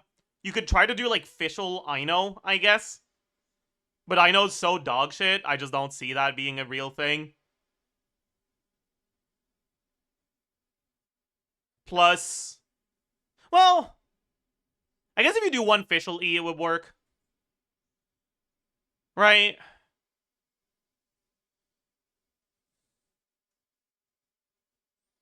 But Ino isn't enough Hydro App to actually get vapes on all your vapable stuff from Jahoda plus Durin. So that doesn't even fucking work, man. Aww.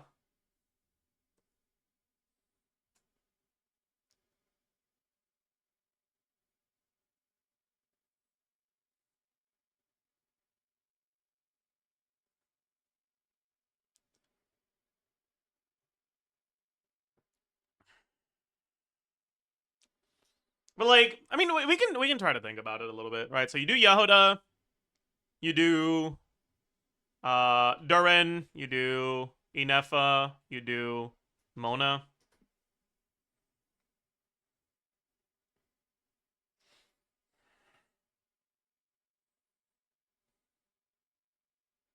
All right, and your rotation would be Durin, E, EQ, Jahoda, E, fall asleep, Q if you have the energy for it. Inefa, EQ, Mona.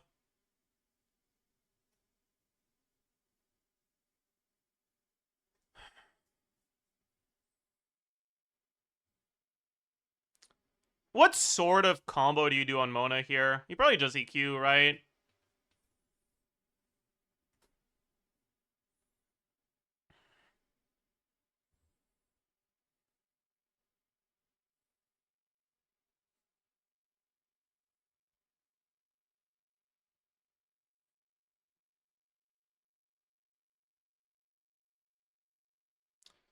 Can Durin not use Q at the start? Like swap back to Durin for the second time after Jahoda stuff?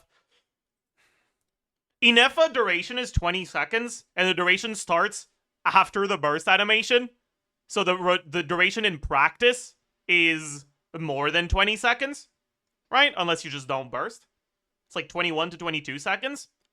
And as long as Inefa is still going, it'll be a nightmare to get your pyro absorption on your Jahoda bottle. Which means the more time you wait between Jahoda's skill and Inefa swap, the more you delay your next rotation. I don't think you can ever do something other than Jahoda into Inefa. Maybe you like Durin EE. As long as Inefa is over, you can Durin EE into Jahoda from the Durin stuff. Then Inefa EQ, then Durin Q, then Mona. That might work, but the problem with that is you need Inefa to be over before Durin EE for that.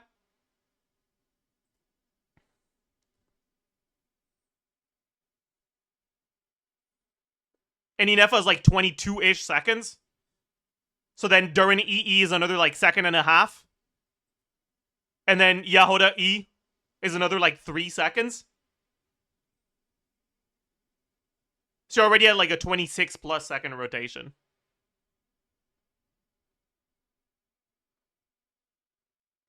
Whereas at least with Durin, as long as Inefa expires before you start caring about having Pyro on Jahoda, like even if Inefa is still hitting when Durin is on field, it's not a problem, right? So basically, if you do Durin EE than Jahoda, you get to have more of Durin's hits buffed by Mona, but you end up with less, you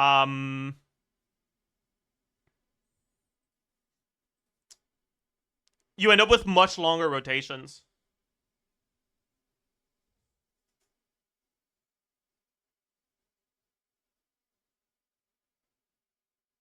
During Q still going next rotation? Maybe?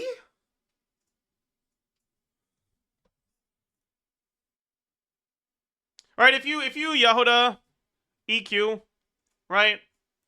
It starts at time 0-ish. Then Inefa EQ, or I guess you would Durin EE at 0. Then Jahoda EQ at like 2. Inefa EQ at like 4.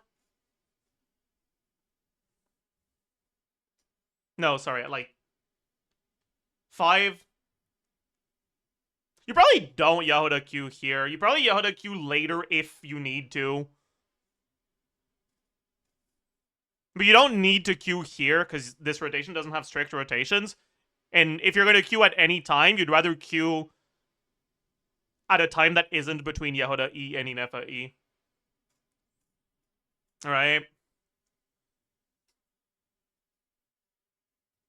Anyway, so this starts at 5, which means it'll keep going until like around 27. Right? Because it's 20-second duration, but it gets refreshed by the burst. Actually, when does the timer for burst refresh start? I need to take a look.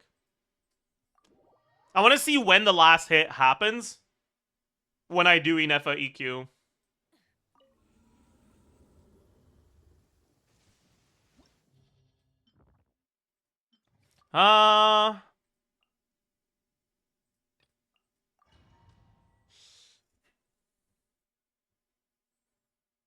Skip burst on Inefa, maybe? You could. But I feel like the burst on Inefa is worth it, because the rotations are long enough that you all need to build the R to get it. And the EM is going to be a good amount of damage for her. But maybe you just don't do it anyways. Right. So let's use the E at 55 and see when it expires. Installation chamber deployed. Preparing for dust up.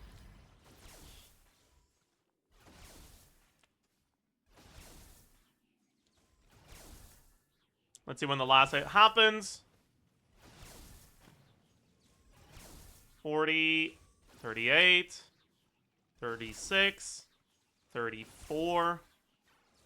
Oh!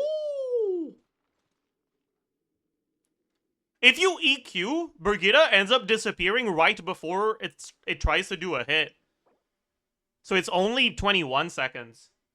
Interesting. That's actually good. So 26-ish is when it'll be over.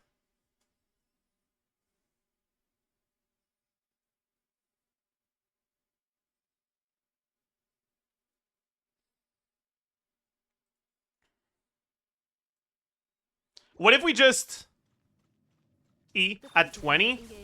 When does the last hit happen?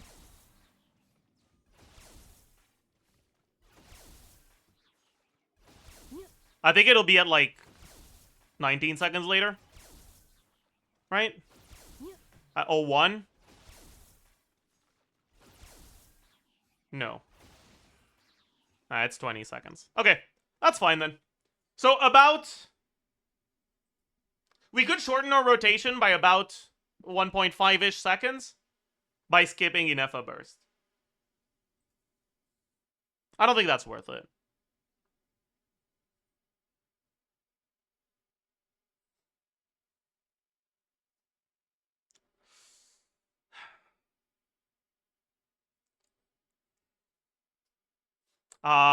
Anyways, then we would do...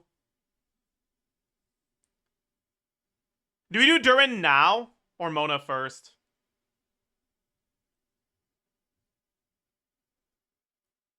Thoughts, chat? Mona or Durin first? Does it even fucking matter?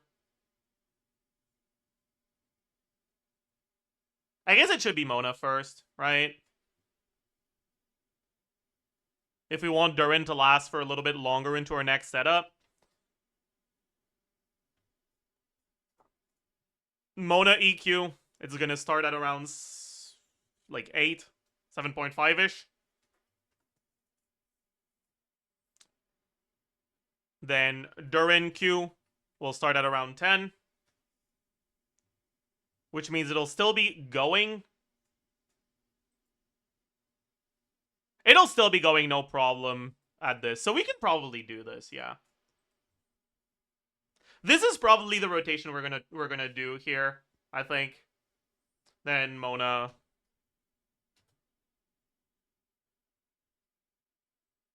NA spam. That starts at like 12. Then Mona E refresh at 19.5. Anything else we want to refresh? No, I don't think so.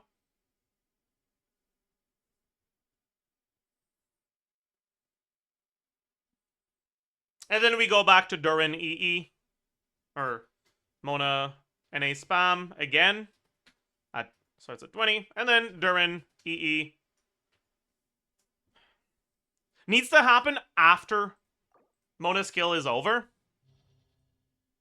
Right? Ideally. About 25, I think, is fine. So this would be a 25-second rotation.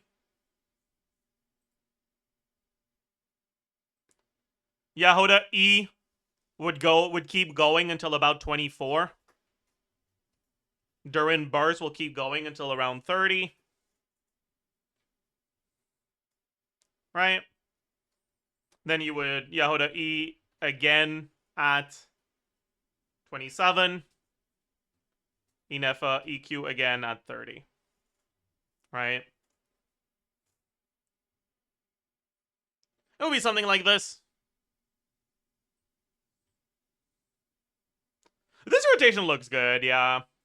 That seems solid.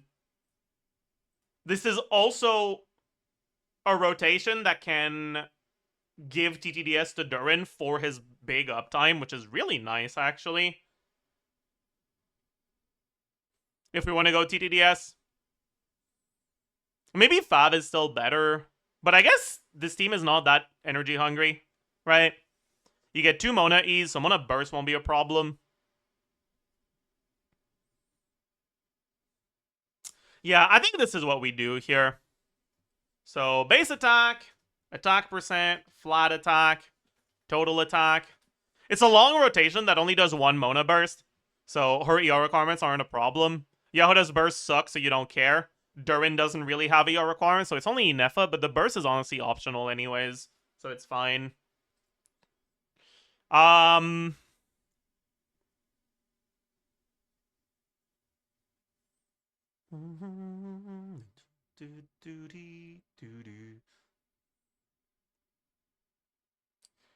Man. This is gonna be so weird. This is a team where there's so much going on at the same time. Plus there's RNG involved with Jahoda C1 procs. He's gonna be a pain in the ass to calc. It might be even worse than Chanska teams to calc. Oh god. Hey, it's fine. Damage percent 1. How many different sources of damage percent are we gonna need? Jahoda's skill and burst are gonna have different sources of damage. The skill has Animo and absorb damage. The burst has multiple elements too. Probably need like 5 at least. Right? Is this Durin in dark mode or white mode? This is dark mode, Durin. Jahoda will, if you want to go VV, you don't get any uptime on the VV on Jahoda. And Jahoda does a good amount of personal damage if you build her for damage in this team. So you go Durin on the shred mode, Jahoda full damage.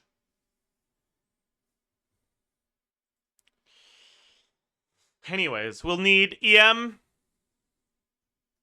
multiplier for Lunar Charge, for Vape, for Overload.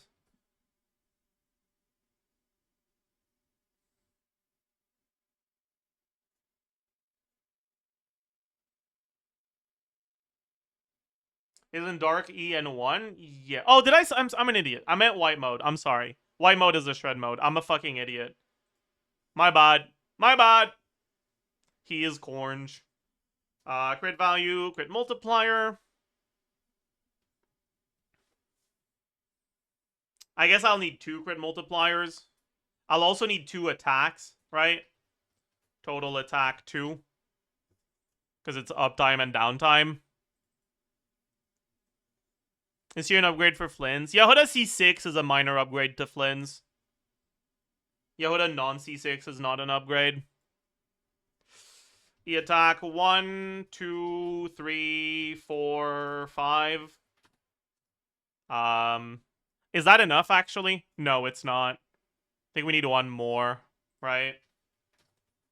Because Jahoda has Vaped Pyro skill, Unvaped Pyro skill, Animo skill, Animo burst, Hydro burst, and Electro burst. Right? That should be the sources of damage she has. God. That's so fucking hilarious. Anyways, we also have Lunar Charge damage, or Lunar Charge proc, Overload proc, motion value 1, 2, 3, 4, 5, 6. Number of Lunar Charge, number of Overload, damage 1, 2, 3, 4, 5, 6. Damage Lunar Charge, damage Overload, damage, time, DPS. Time is going to be, for now, about 25 seconds.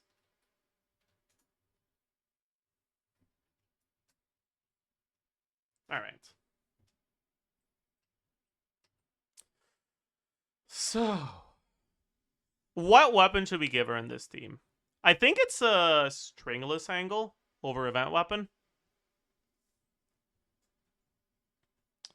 But this team doesn't get a lot of attack. So it might be an attack goblet with stringless angle. Right? Right, let's think about this set. So we have Golden Troop here. We definitely have someone on Serenade.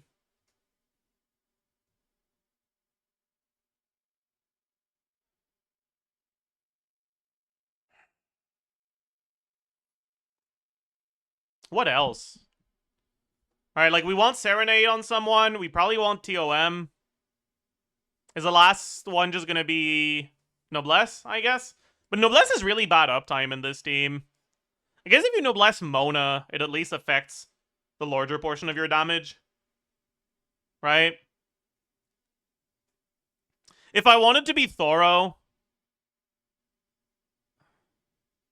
I'd need to have double the amount of lines because Jahoda doesn't snapshot the attack buffs, but I can't be bothered. I'll just average it to 50% uptime.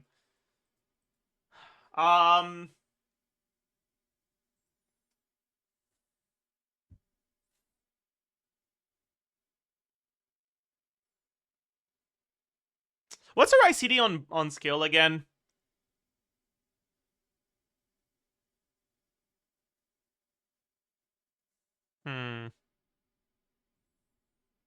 Scroll Durin.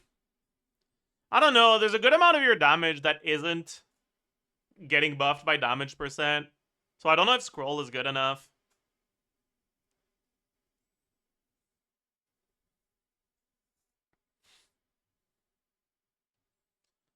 And TOM won't have great uptime on like Mona. Serenade too. Right?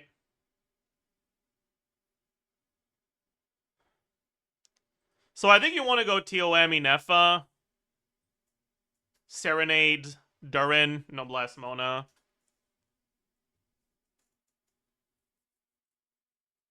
Or maybe it's Instructor over Noblesse.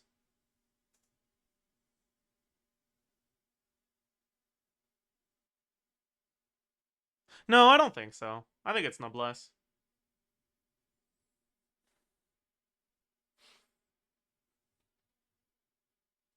Okay, so...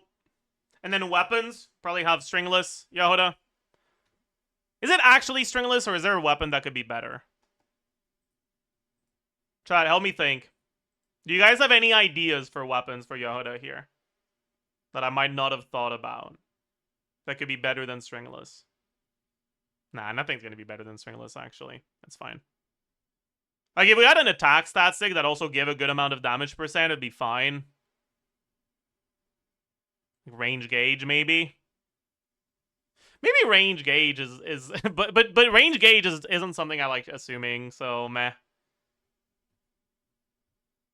Nah, let's just do Stringless for now.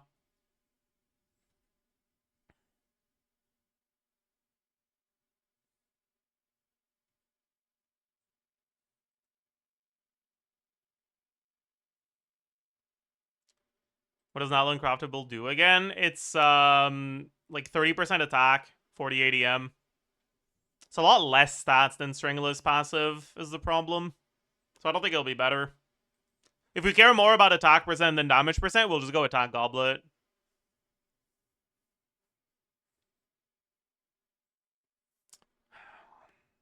Anyways, Durin, weapon. Wonder if this is an Iron Sting team. Maybe. Maybe not. For now... What weapon should we look at? Just Wolffang for now. Because I can't be bothered thinking too much. Does that mean I need to have a second crit multiplier? Because we don't have full uptime on it? I don't wanna. Do I have to? Huh. Okay, let's not do Wolffang. I'm not doing that shit. Are we gonna have full uptime on the Lion's Roar passive if we go Lion's Roar? No, we won't. So we can't go Lion's Roar. It's gonna be really bad uptime, actually. What about Finale? Is that gonna be good uptime? No, it won't be. Yeah, I guess you're kind of cooked here, huh? Let's just go Iron Sting. Mona, TTDS. Okay. Jahoda, base attack. 223 plus 510. Attack percent, I think we go attack Goblet. We have full uptime TOM from Inefa. We don't have full uptime Noblesse, but we do have about half uptime Noblesse.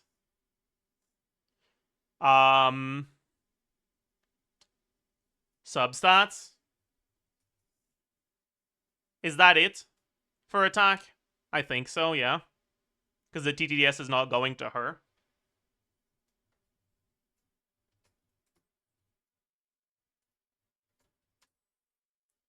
Yeah.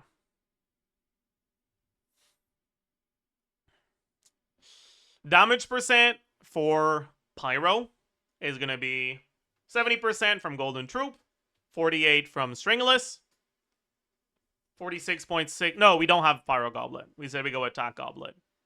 Am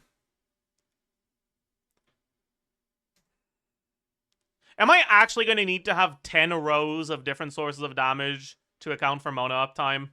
I don't want to. I really don't want to. I do not want to. I cannot be bothered. No fucking way in hell. We don't really vape any damage until we swap to Mona and use the burst.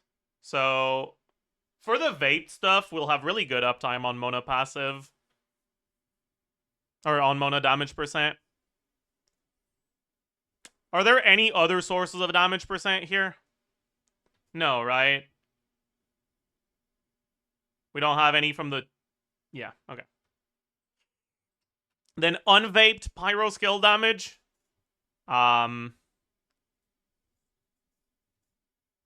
real theory crafter probably would, but yeah, don't worry about it. It's fine. I embrace being a feels crafter. It's okay. What's her ICD on skill again? I think it was like weird. I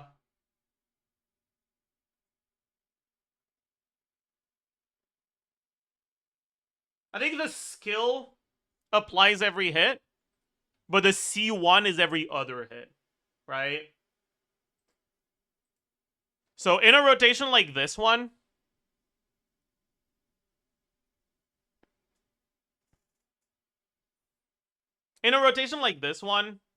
we have we have 10 hits of this, right? Because it's every 2 seconds. And 5 hits of C1, which means 3 hits.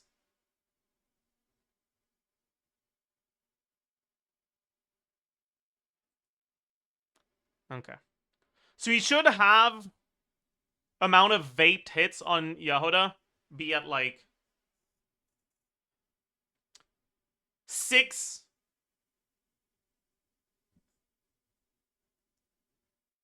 No. Yeah. Let's say we get 7 from the skill itself from the third. No, it's probably 6. 6 from the skill itself and 2 from the C1, I think. For a total of 8 vaped hits. And then 4 when Mona isn't going on anymore. No. No, it's more than that. That's the amount of hits that are Mona burst buffed. But Mona's still unfielded for another like 5 seconds after her burst expires anyways. So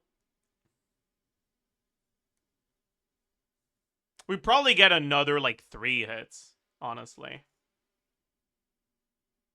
Yeah. And that leaves about 2 hits that don't get vaped. No. 2 of the vapable hits that don't get vaped.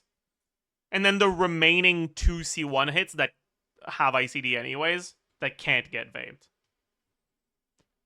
So 11 vaped hits, 4 unvaped hits.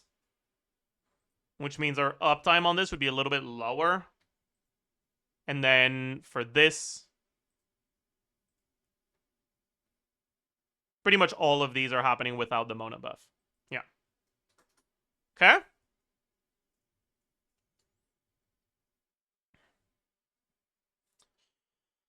Then for the burst stuff, how long does the burst last? 12 seconds. Do any of the cons increase burst duration? No.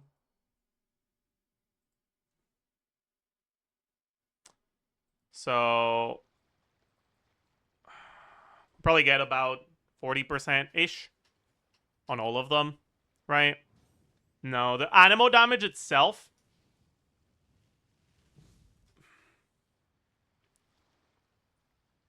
I need to add one. Oops.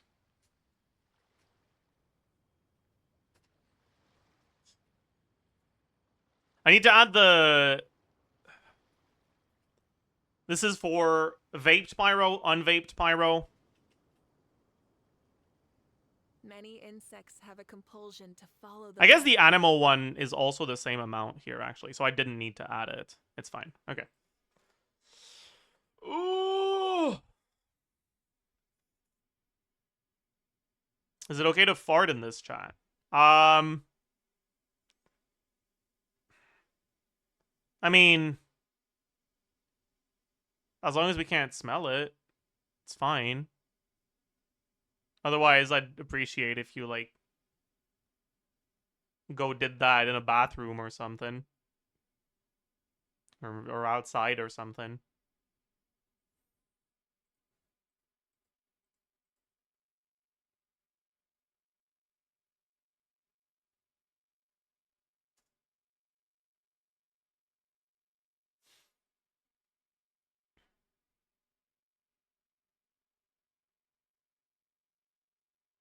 Anyways, animal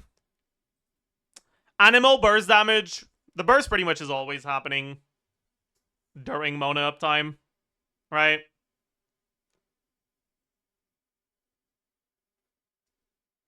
The initial hit, the rest isn't. Okay. Elemental Mastery. How much EM do we have? We have... Okay, we'll look at Mona C4 for now, right? So, we have 165 from Stringless. We have... From Jahoda's Burst. Active party member only, so we don't really have any. We have Substats. We have Serenade. We have 80 from Mona. And that's it, I think.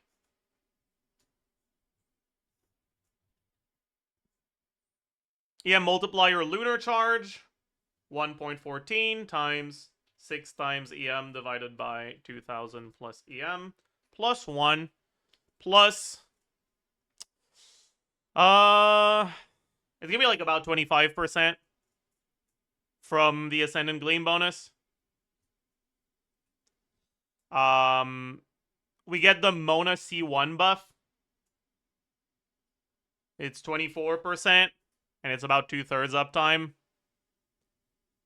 on Jahoda ownership for it. That makes sense. Inefa gives EM only to the active party member, and it's not Jahoda.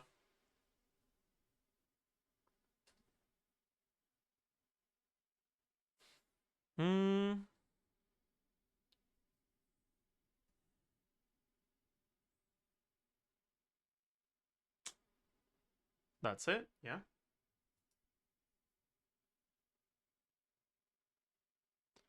%25 is high ride on a Hydra with no HP. Oh yeah, you're getting it from Mona, not just from Durin. That's true. I was thinking about Durin. But I guess these rotations would have most of it on Mona, not on Durin. So it'd be closer to like 15, 18-ish. Yeah, you're right. Vape Multiplier.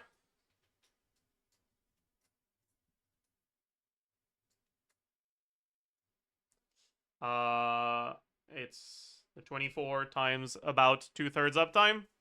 That's a bit more than that. It's like 3/4 uptime. EM Multiplier Overload. 16 times EM divided by 2000 plus EM plus 1. We don't have any reaction multiplier buffs directly for that. Crit. We have 60, 62.2, 20 times 6.6, and 50. We also have Mona C4. 30, about 2/3 uptime. Crit Multiplier.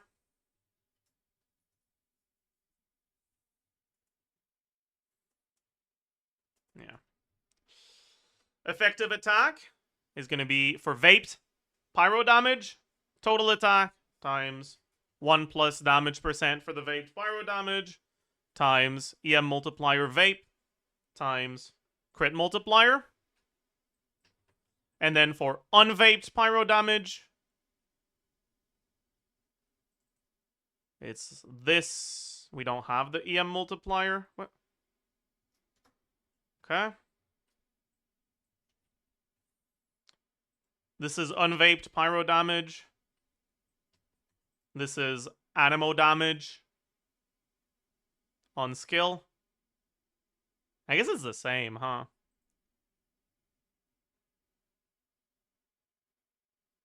So I didn't even need this row. Whatever. This is animo damage on burst.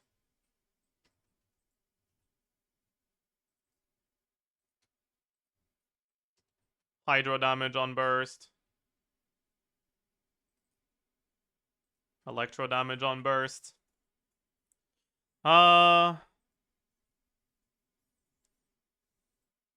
Lunar charge proc is 2604 times EM multiplier lunar charge times crit multiplier.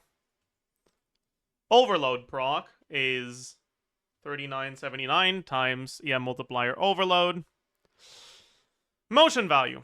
We said we're getting 11 vaped pyro hits.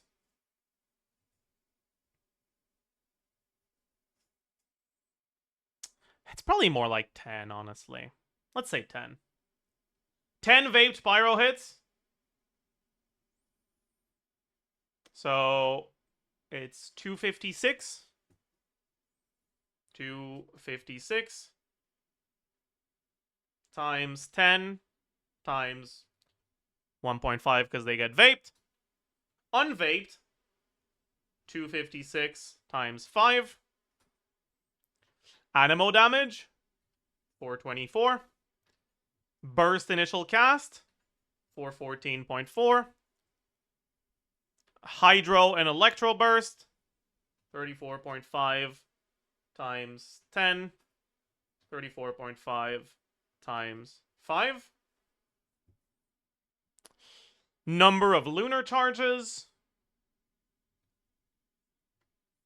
Okay. How many lunar charges do you get total in this team? About 9, I would say.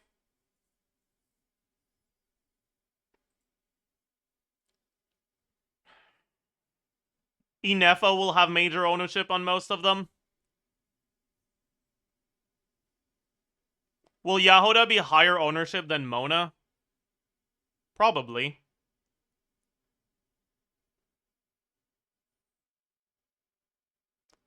So she's going to be participating in maybe like 6 of them.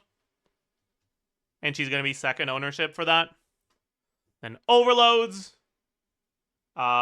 We have a total of 11 electro apps that will allow us to trigger overload. And we will overload on each electro app, but some of them will be on Durin, some of them will be on Jahoda. Jahoda app is a tiny bit slower, so let's say 6 on her, 5 on Durin.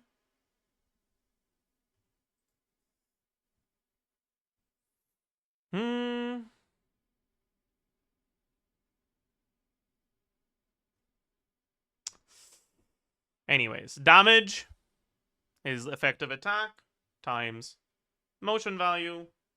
The shred for this will be good uptime, yeah. So it'll be just the 35 shred pretty much permanently. 1.125. And then times defense multiplier. I guess I should have this at the end so it's easier to change for the other ones. Unvaped pyro damage, same thing. Animo damage, we don't have the shred, so it's 0.9. Hydro and electro damage, we do have the shred. Animo, we don't. Lunar charge damage, we do have the shred, but we don't have the defense multiplier. Same for overload. Which brings Jahoda's personal DPS in this team to 32k. Whew. Now we look at the rest. And all of them are going to take a fucking hour. So it is what it is. Durin. 510. 347. Attack percent. Also, let me just double check here. All right, this is with attack goblet. Is it better than with damage goblet? I think it is, but I'll just double check. Plus 46.6 plus 46.6. Yeah. All right. We have double checked. With Iron Sting in this team, I wonder what the fuck you go for the build. It could be attack, EM, or crit, or damage goblet. I'm really not sure which one is going to be better. For now, we'll go attack, damage, crit, but I am not convinced. Anyways. During uptime, we have the Noblesse.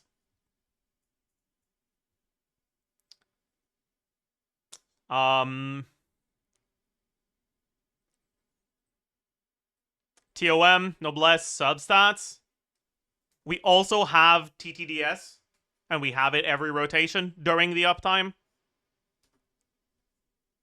And that's it for attack buffs. So we do max out the passive. That's really nice. Once uptime is over, we lose TTDS. We lose Noblesse. We keep the rest.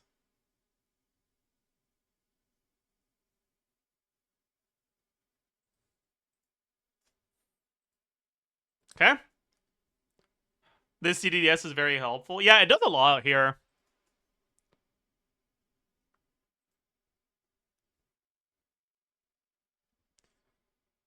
Because you get to overlap all of your buffs on Durin, basically. Anyways, damage percent. We have Iron Sting. Is Iron Sting 32 or 24? I forgot. Sword. Iron Sting. It's 24. 24. 46.6. Is there ever a world where we go Serenade Mona instead? I feel like you're not going to have full uptime on it if you try. Right?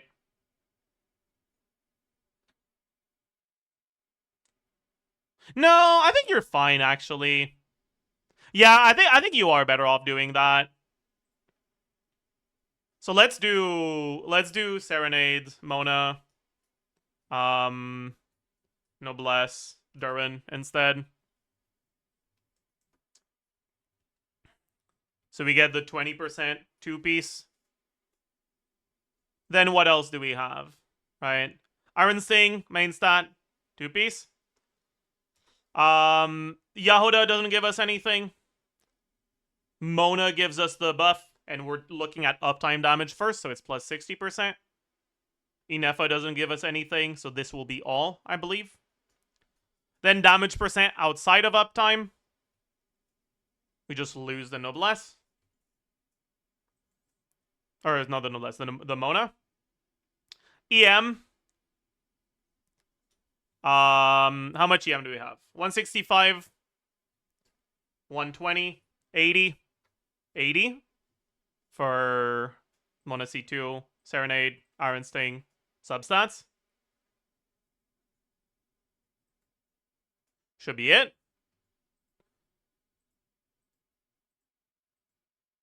Right?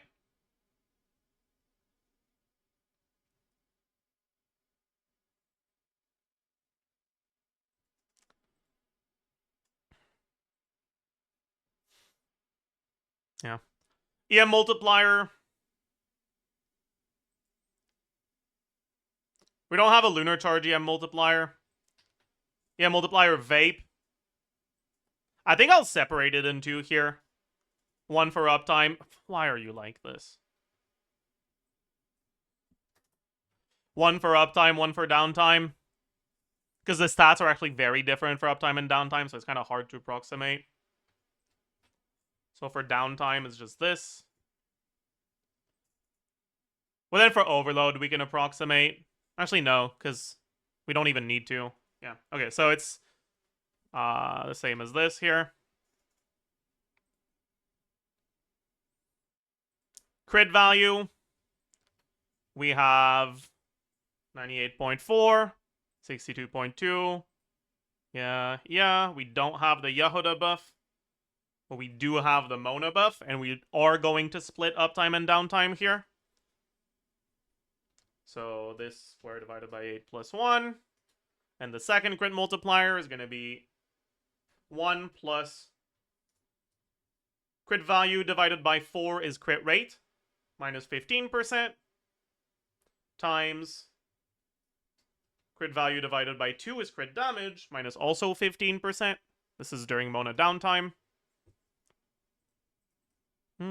Put this back to 80.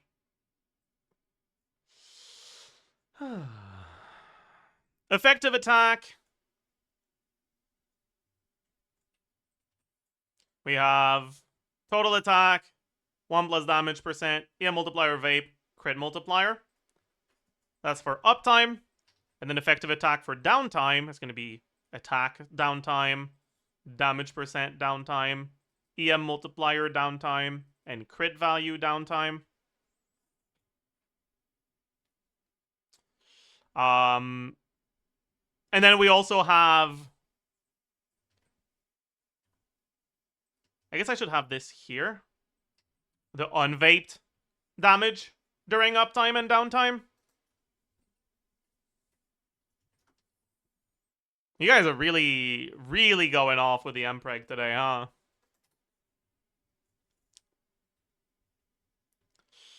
An overload proc.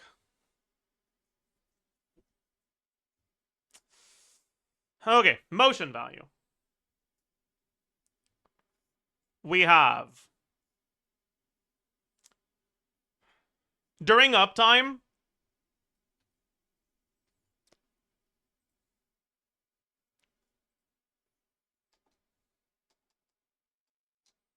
okay.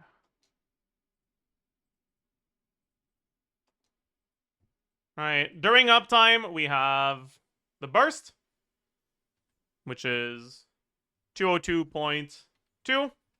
Does this shit react? Yes, it does. Then we have 5 hits of the damage over time burst that is buffed. So plus 160.9 times 1 plus minimum of 75%, 3% of total attack divided by 100. And we have 5 of these that are vaped times 1.5.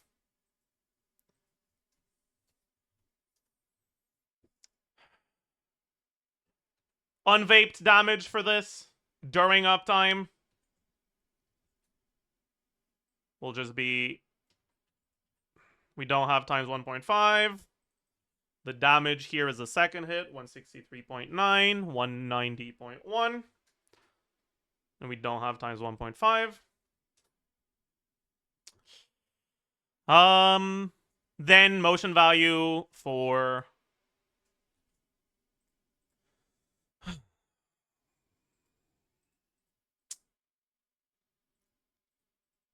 This is reacted downtime. It'll be 160.9. We have a total of... Fuck. We have a total of 20 hits, right? Should be no problem. So we have 10 remaining hits. Probably 3 of them are vaped. And 7 of them are not vaped. And then we have the skill 179.5.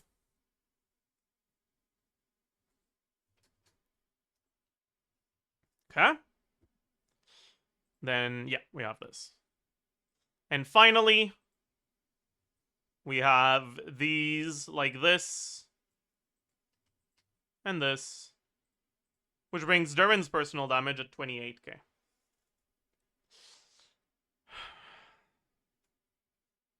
Next, Inefa. 330 base, deathmatch.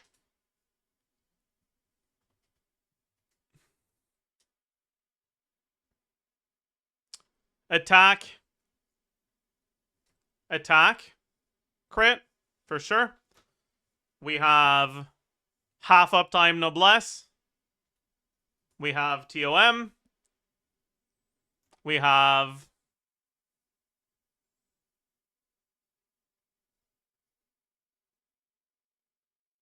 You know what, chat? Should we just go Wolfang for now instead? Because I'm realizing this team doesn't react as much as I thought it did for Durin. So our instinct won't be that good.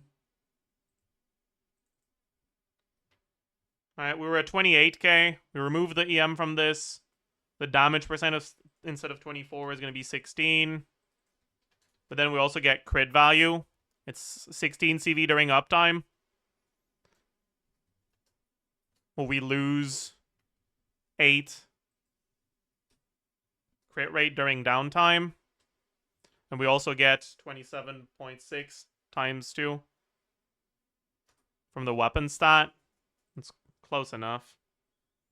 Yeah, it goes up by 3k. It's not that big of a deal, but it's nice, I guess. Anyways, TOM, Noblesse, substats, deathmatch. Should be it.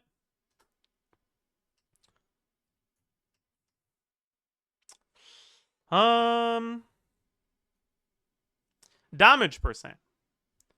We actually get damage percent on Inefa in this team. Ain't that crazy? I mean, yeah, we just get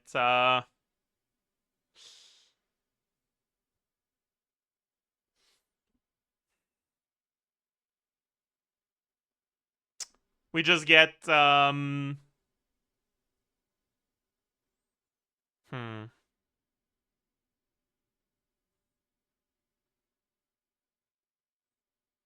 Should I split uptime and downtime actually?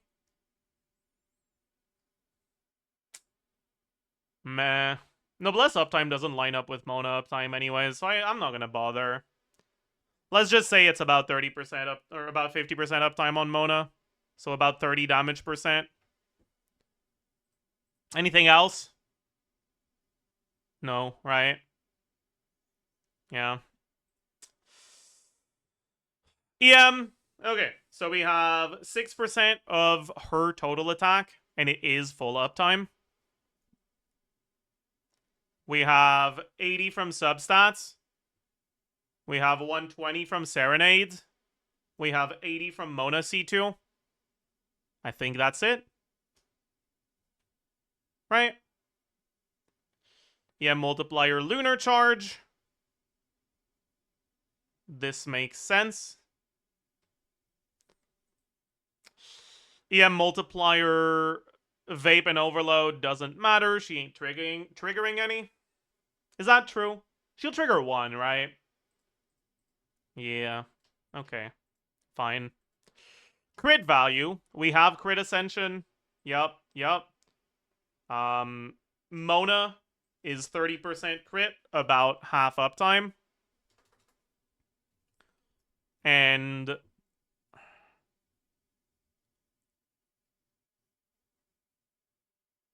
or 30% crit value, sorry. About half uptime. And what else did we have? Deathmatch. 36.8 times 2. Effective attack 1. We don't have an EM multiplier. Effective attack 2. Instead of the damage percent, we have EM multiplier lunar charge. That's it. Lunar charge proc. Motion value and overload damage, I guess. Overload proc. Motion value 1.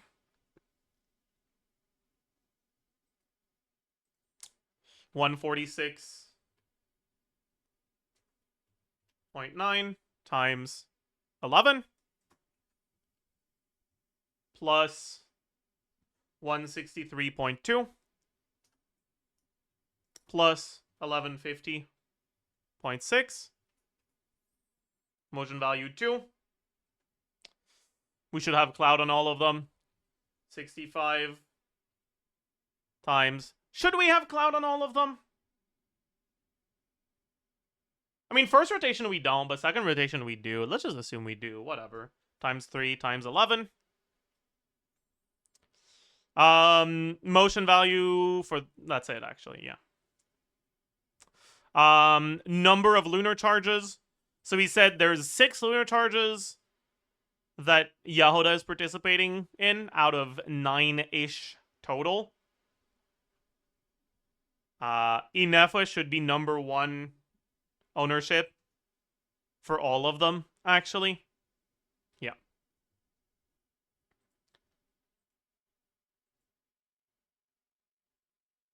Okay. Number of overloads, she'll get 1. Damage, for this has a defense multiplier, but for this it does not. Then Lunar Charge and Overload also don't. Which brings in F personal damage at also around 32k. That's a lot of 32ks, huh? That is three all three characters so far have their damage at 32k plus or minus 1k. So before looking at Mona personal damage, which won't be that high, but won't be nothing here either because she's getting some Lunar Charge on her shit. We're at 96k here.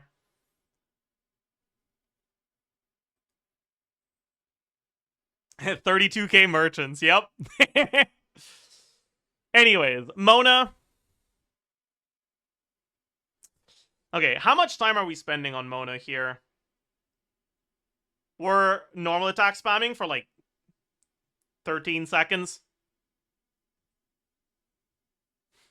When people ask who's the carry in this team, you just say yeah, pretty much. Pretty much. Go to crown your Mona burst to push her up to 4k. Oh, she's doing more than 4k for sure. 287 plus 401. Do we need ER here? Probably not, right? We're straight up catching 2 full sets of Mona particles here. So we probably go attack. Is it attack crit or attack damage crit? They're probably going to be really close. For now, let's do attack crit. No, attack damage crit. TOM. Noblesse is basically full uptime on her. Not quite. Like 3 out of 4.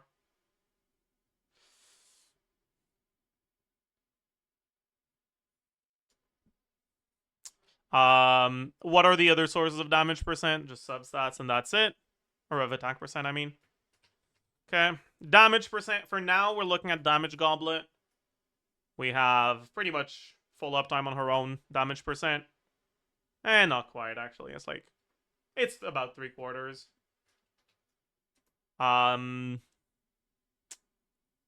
Then we have... What else do we have for damage percent? 20% of her ER, which is going to be at around 200. At like around 180. Serenade 2-piece, Ascension stat. You're at 52 already. 180 seems pretty reasonable. Any other sources of damage percent here? I don't think so, right?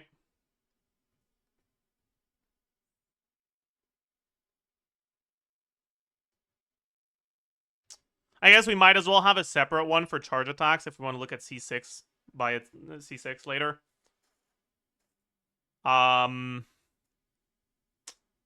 Okay. Then EM.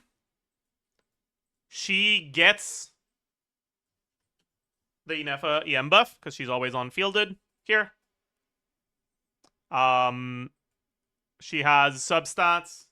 She has her own passive. She has 120 from Serenade. Do we have anything else?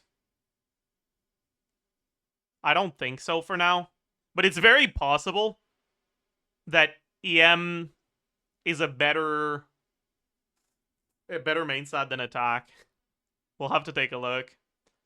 Anyways, EM multiplier, Lunar Charge.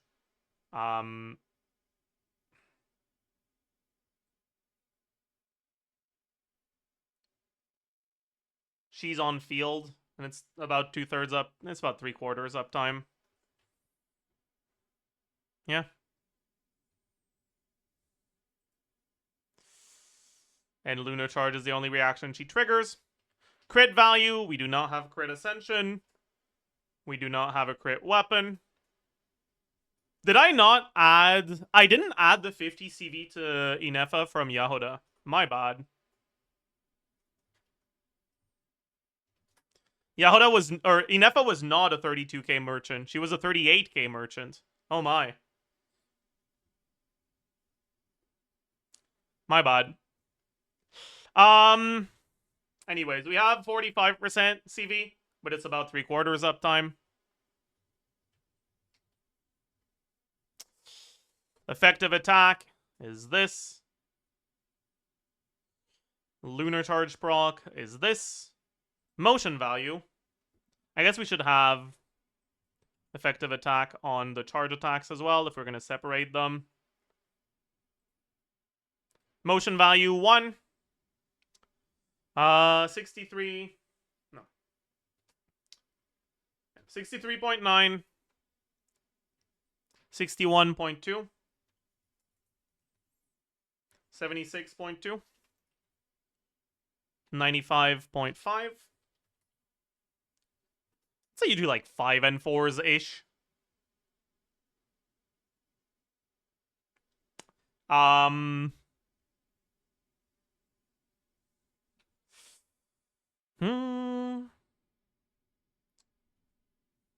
We get 54.4% times 8 because it's 4 but twice. 226 times 2. It also happens twice. No, because yeah, okay. Then the burst, 885. And then we also have the charge attacks.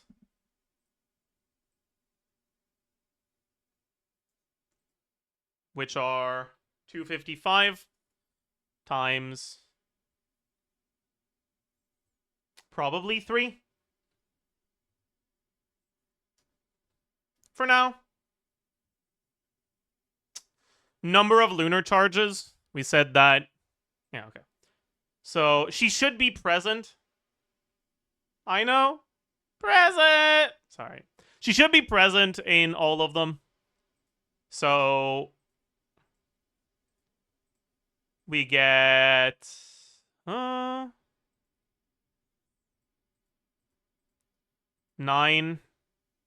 If Jahoda is secondary trigger for 6 of them, that means she's going to be secondary trigger for 2 and tertiary trigger for 6. Yeah, that's probably what you do. You probably don't build her EM. We don't have any shred for the hydro damage.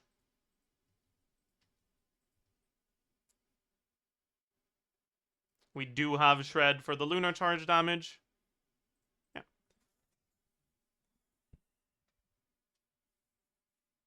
This isn't bad, actually.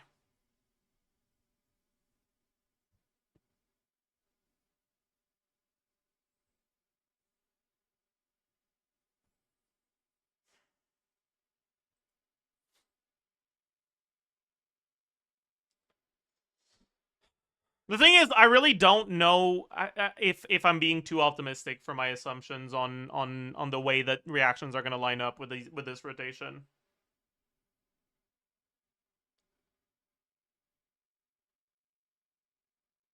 Does Jahoda C6 change anything? In this team, it changes a lot.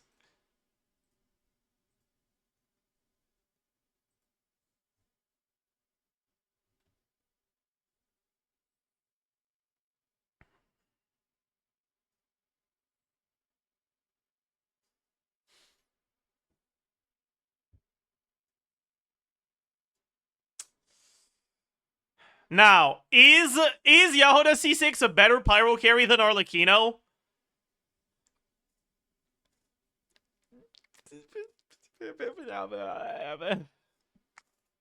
Right, yeah. I mean, maybe.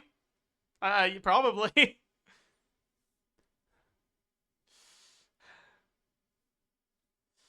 No, but the thing is, like...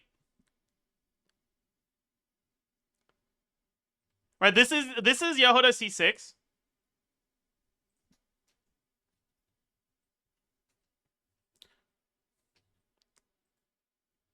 Let's take a look at Jahoda C5.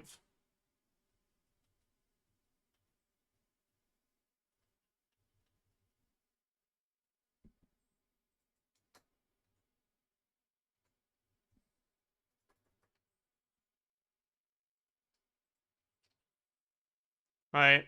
Minus 10k team DPS.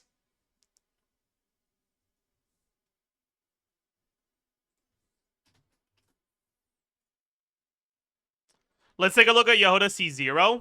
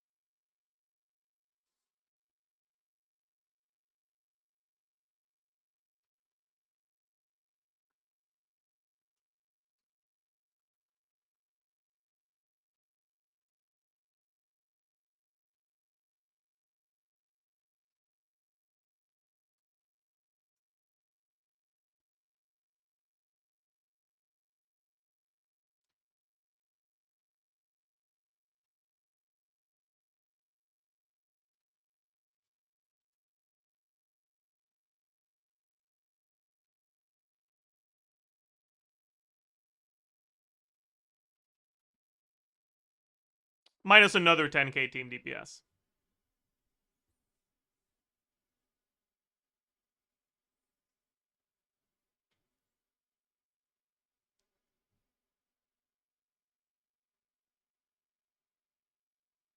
What set is Jahoda using? This is Golden Troop Jahoda.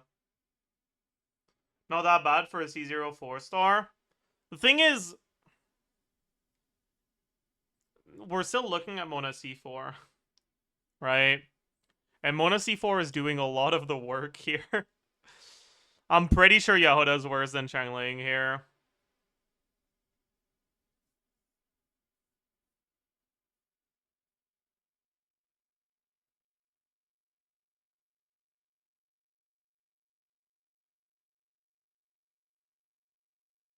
But I guess Changling isn't a healer. So I guess it's fine. I don't know.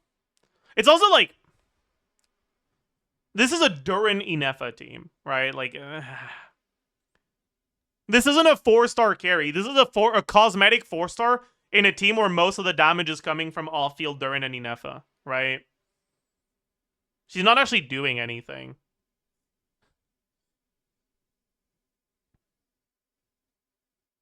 At least at high con, she has good personal damage and a good buff for Inefa. Technically, I didn't include the 100 EM buff to Mona.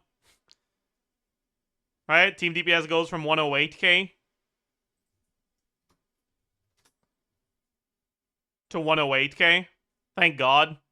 Thank God I added that.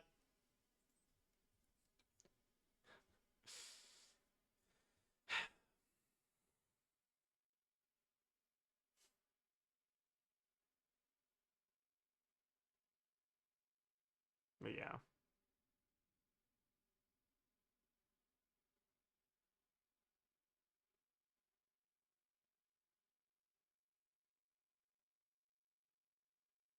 I'm pretty sure, actually, that if you're going to have a non-Jahoda C6 team with these characters, your best bet is to put Inefa on the Sky set and quick swap Mona Inefa instead. Instead of bringing Jahoda.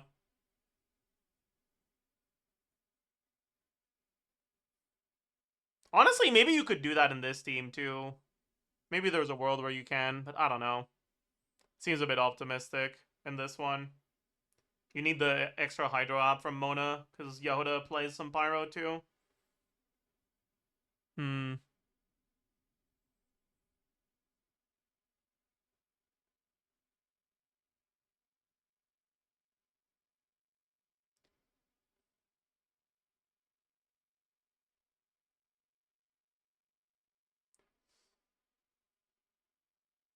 We can also take a look at C6 Mona here. It shouldn't be that big of a deal, though. Alright, we're at 108k. I'm not even going to make a new thing. I'll just change it and then Control Z. Right? Because it's just plus 180% here. And then times 2 here. Right? It goes up by like 8k. Meh. Not that big of a deal.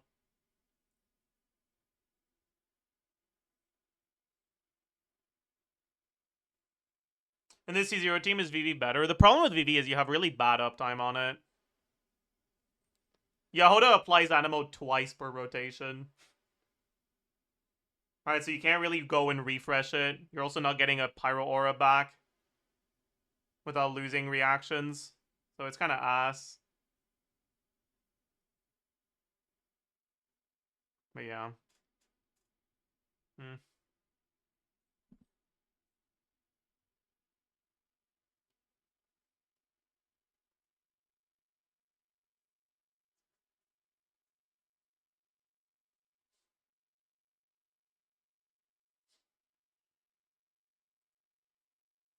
Yeah, like Jahoda, like she has a lot of teams that are good. It's just I don't think she's ever gonna feel like she's important to those teams, right?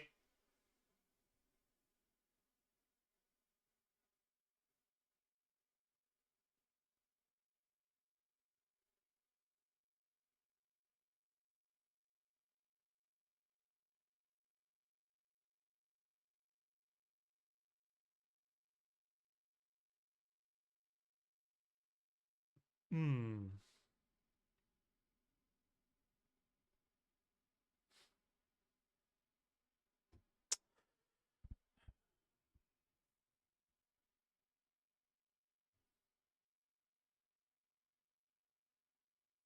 Maybe we should take a look at some Sucrose instead of Jahoda in this slot as well, right? Just go Sucrose to buff like hyper buff Inefa damage. Do shorter rotations. I don't think it'll be better than this one, but it's probably better than the C0 Jahoda stuff.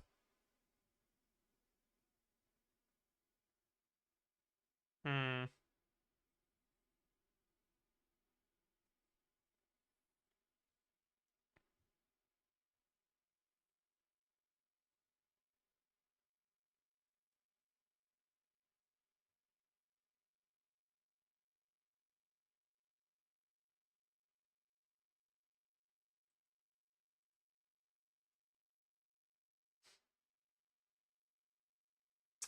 What about some other Jahoda? Like, what other team could you use Jahoda in? Is there ever like a mono team that uses Jahoda? Like Mono Pyro or something with Jahoda? I don't know. Probably not. In order to get any value out of Jahoda, you need Ascend and Gleam. And Ascend and Gleam teams are generally reaction teams. So you're probably never putting her in a mono team.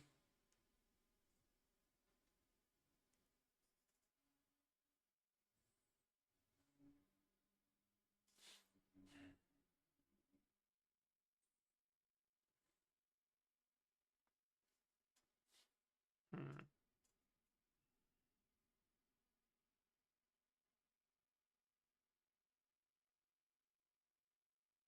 I remember I did a little bit of that a while back, but I kind of want to look at it again. What sort of teams can you make when you force yourself to bring Jahoda Aino so that you can get Ascendant Gleam without needing a Nogcry 5-star?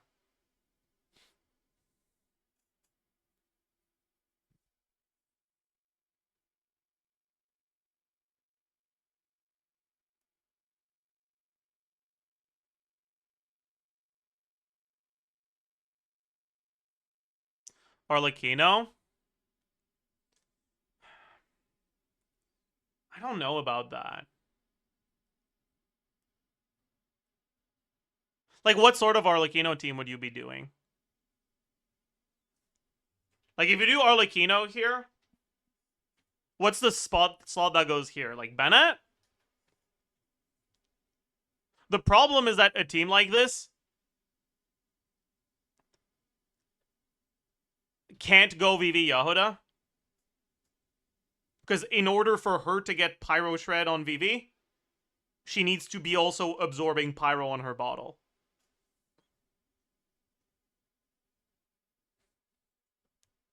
Right? So I don't know if bringing a character that's only there to buff Arlecchino damage is gonna do that much.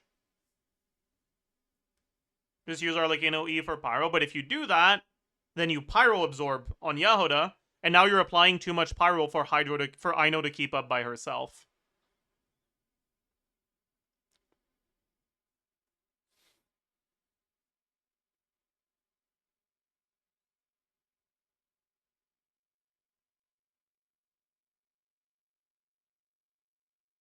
Like, that's the problem with VV Jahoda in general, is that the element she swirls is generally also the element she's absorbing.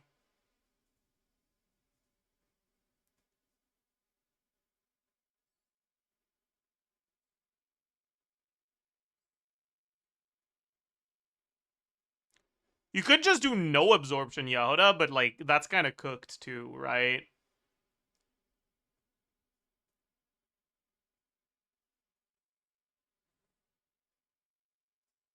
So yeah, I guess you'd probably just do Fischl here, right? Just give up on having relevant swirl stuff. Use Jahoda so that you don't lose any vapes from this, right? And use Hydro Absorbed Jahoda just for a little bit more personal damage. But, like, at C0 Jahoda, that personal damage is going to be pathetic. So I don't see this team being very good. I guess you could just do Hyper Bloom, right? But that also sounds omega cooked. Because you gotta get your Hydro Absorption from Jahoda if you want to have, like, any sort of the Hyper Bloom uptime, because, like, a Hyper Bloom or Bloom generation, because Aino's Hydro is really slow.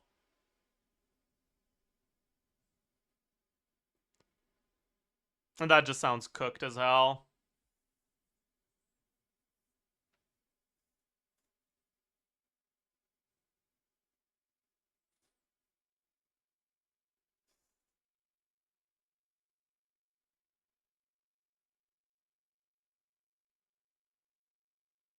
I mean, I guess you could get it if your Dendro is, like, Kole or some shit, right? For people that don't have Nahida or Llama. It might be a fine 4-star only team, actually. It probably is a fine 4-star only team for when you need Ascendant Gleam. But it's not going to be a very good team.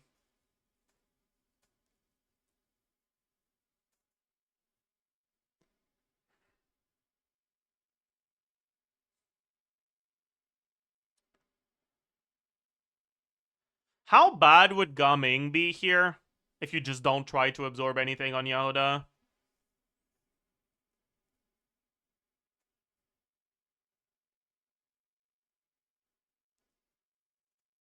Just use her for VV.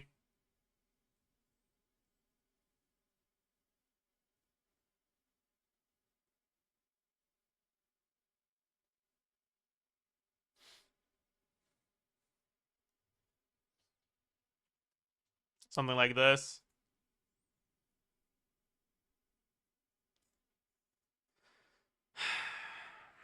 We can look at, like, Aino C1. Jahoda C0. Maybe. Gaming C6, Bennett C6. For now. Oh, that looks disgusting, though. That looks fucking disgusting.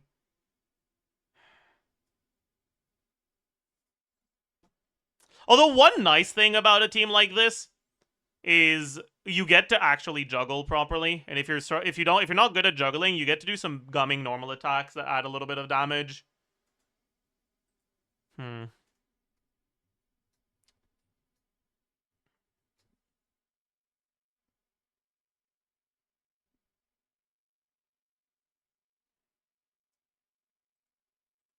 Humans are the same. Start a Gumming's rotation will kill your Hydro Aura if you don't Hydro Bottle Infuse. You're not trying to Hydro Bottle Infuse. But no, you'll be fine with Hydro Aura. Your Pyro application is really slow in this team. You only have Gumming applying Pyro. So you're not gonna struggle. This also assumes that enemies don't move out of Bennett Q. That's almost never happening with modern enemies. Not really. Staying in Bennett Q with Gumming generally isn't that big of a problem, because you can just walk back into it. Bennett Burst buff lingers long enough for Gumming to have time to E from inside Bennett Burst to outside of it without losing the buff. Ino's AoE is going to be much more of a problem than Bennett's.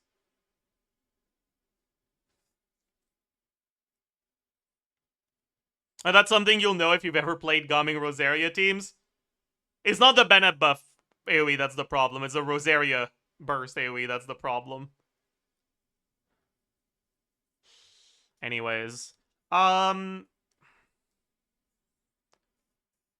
nice thing here is you get to go Serenade, right? You go Serenade, you go VV, you go Holy Noblesse, right? Sapwood, Fav.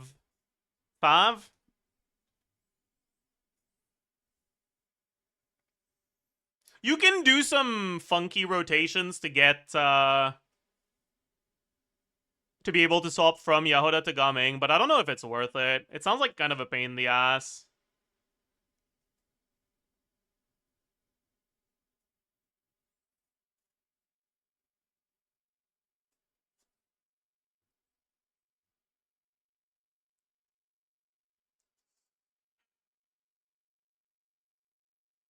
So you probably just get your...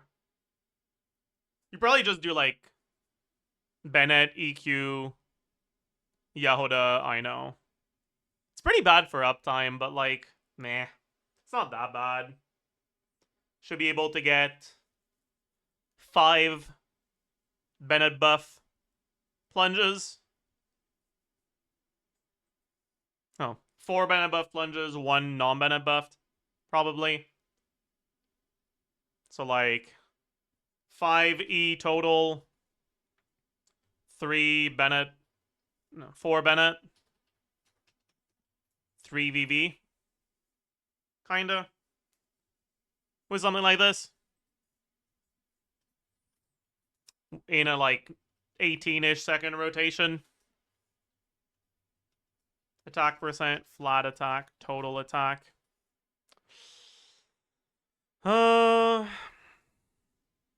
Damage percent 1, damage percent 2, EM multiplier. Does I know C1 give EM to non-Nogcry characters? I think it does, but I'm not sure. Yeah, it does.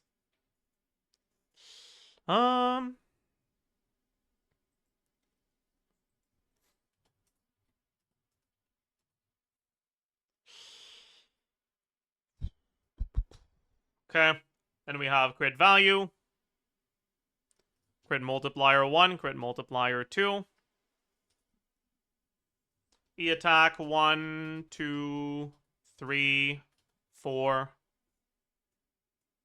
Right. Because this is the Q. Right?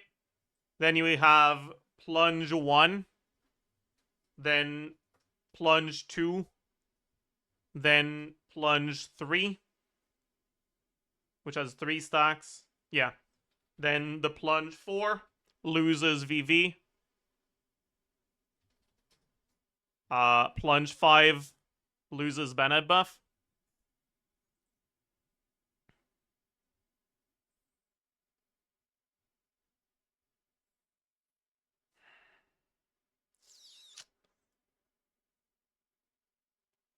We definitely can get some normal attacks vaped in between plunges or additional plunges from juggling, but I want to look at like a bare bones stuff for now. So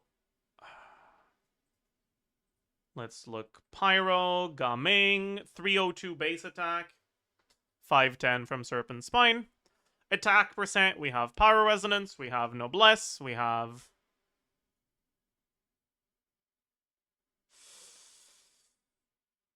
Is that it? No. We have substats, we have Ascension stat, we have 20, I think. Yeah, from C2. Then I don't know if we go attack Sands. I think you do here. Because you have a lot of EM externally, but I'm not sure. And 350 plus 139% of Bennett base, which is 191 plus 565.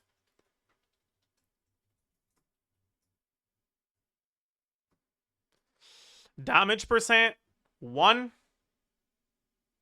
I guess I'll need a few, right? Yeah, I'll need 4 of them. Damage percent, 3, 4. Won't Jahoda mess up vapes here? You only press E on Jahoda here. So no. Jahoda in this team is a VV character that gives you Ascendant Gleam so that against Wild Hunt enemies, you don't hate your life. That's her purpose here. She's not actually using any of her kit, really.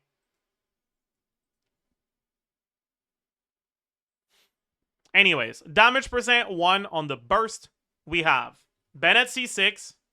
We have no stacks of Crimson Witch, but we do have the 2-piece.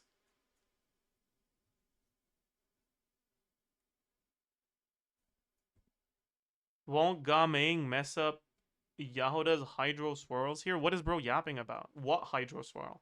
Why would you care about Hydro Swirling? Huh? Can't wait to VV for Ino's damage. Hell yeah. Team DPS prediction, I'm thinking 45k. I'm thinking like 70k. But maybe I'm being optimistic here. I don't know. It is vape gumming. So maybe that's a bit high. Anyways. 30% from Spine. Oh, I did plus twice. 20%. No, the burst doesn't have this. 46.6 from Goblet. And this one is all, right? Yeah. Then the first plunge is... We have 2-piece Crimson Witch. We have Bennett Burst, Serpent Spine. Yeah. We also have 20% from the Ascension passive. That gives you 20 damage percent. No damage percent from Cons, but that's okay. We have a 1 stack of Crimson Witch.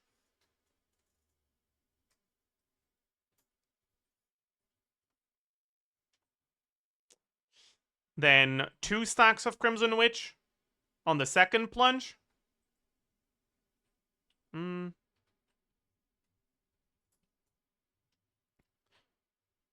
Then 3 stacks of Crimson Witch after that. And then when we lose the Bennett Burst, we just go back to this one because it's minus 15. Elemental Mastery. We have 120 from Serenade, 80 from Ino's C1, 80-ish from Substats.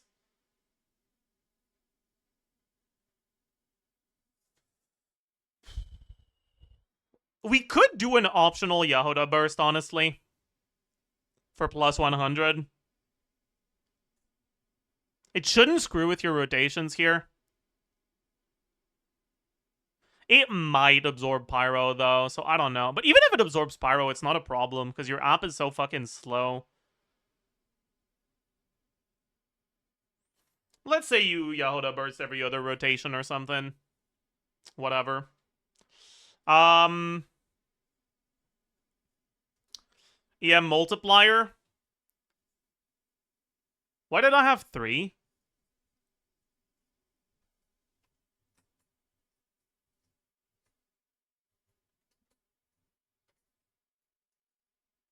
Am I an idiot? I did not need 3. I only needed 1. Crimson Witch always gives the same amount. It's a damage percent that's different. Plus 15% from Crimson. Ha! Right? Yeah. Crit value. We don't have crit ascension. We have Serpent Spine. We have 80 CV from his thingy. And then on the burst, it's 1 plus this divided by 4 minus 20% times this divided by 4 minus 40%. Fucking pissing me off. That's clearly wrong, though. This is divided by 2, not 4. 219.66. Is that what it's supposed to be? Yup, it is. Alright, effective attack on the burst is total attack times 1 plus damage percent burst times EM multiplier times crit multiplier for the burst. Effective attack on the first skill looks at this and this. The second skill, or plunge, I guess. The third plunge.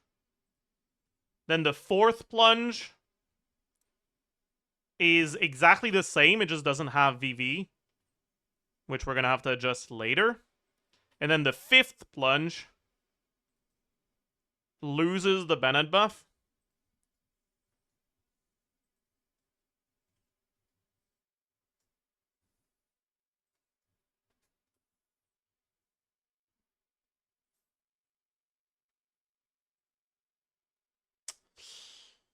Then we have motion value Q.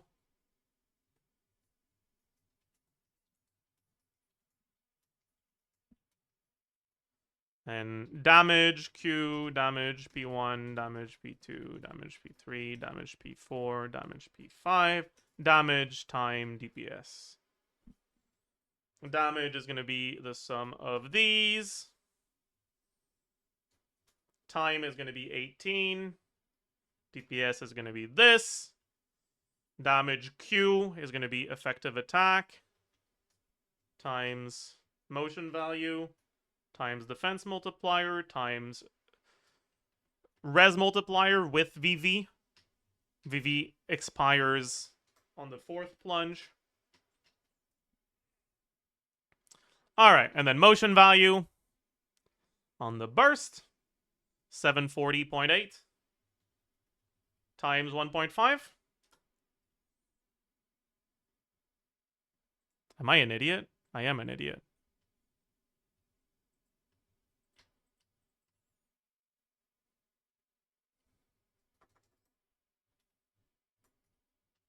There we go. And then a skill, 460.8 times 1.5.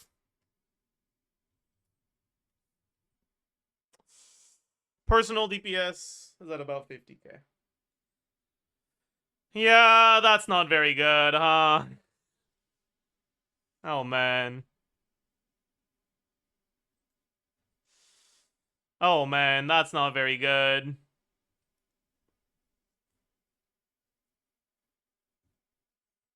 Did I forget anything? I don't think so. The rest of the team does pathetic damage. It's not going to be above 60, I think.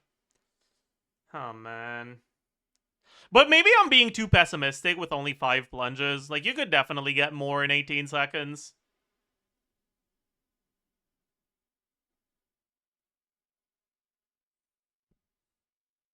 Or at least some normals in between the plunges.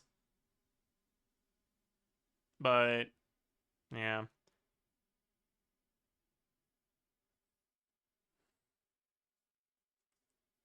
Energy is cooked. Nah, you have double fav in this team. It's fine. 5 plunges is quite low. It is, yeah.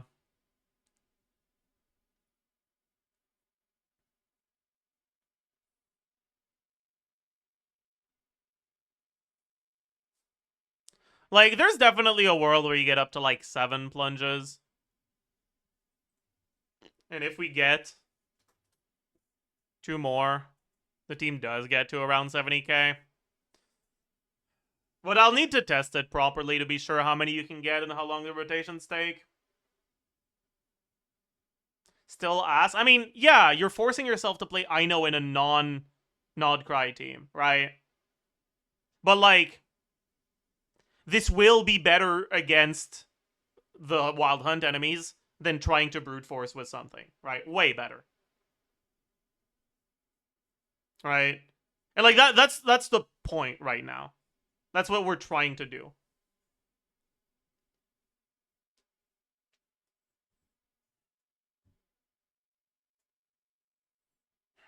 Man. It seems a little sus though, honestly. I'm not convinced.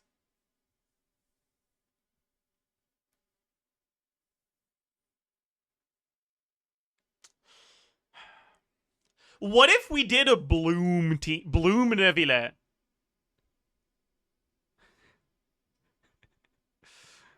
Hear me out.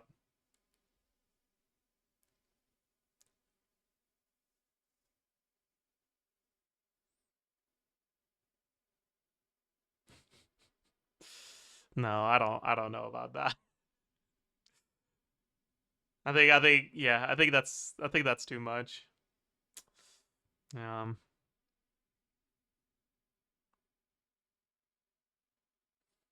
I think you're just kind of cooked. Bloom as in no Nilo, yeah. No, I think you're just cooked as hell, honestly.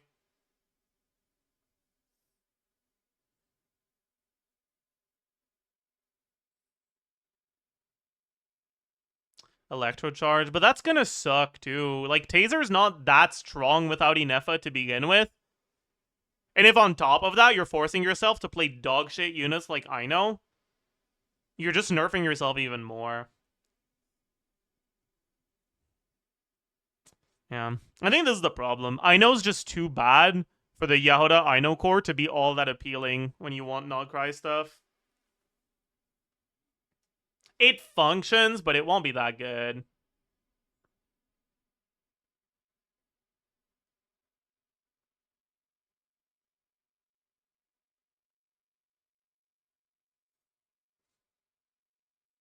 Official Mona. You can, but like... all of that EM is going towards electrocharge damage. That's it. Which is like... ugh. Verissa Yonsan 70k here? Probably. Maybe more. Not sure. I'll think about it. I can look at it. I'll be right back first.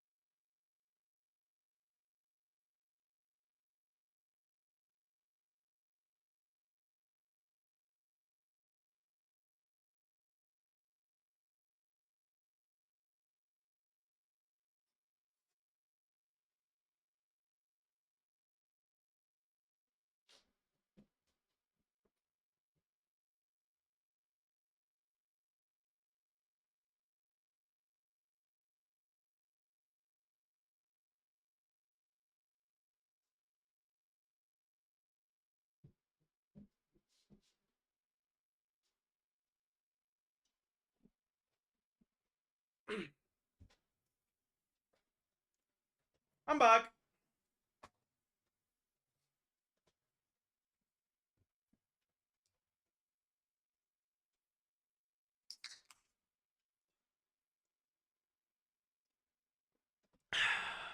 So, I guess we can take a look at Verissa.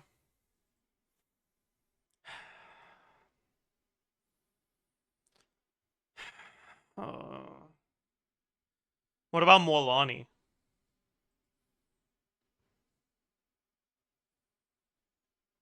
Like, no burst, I know.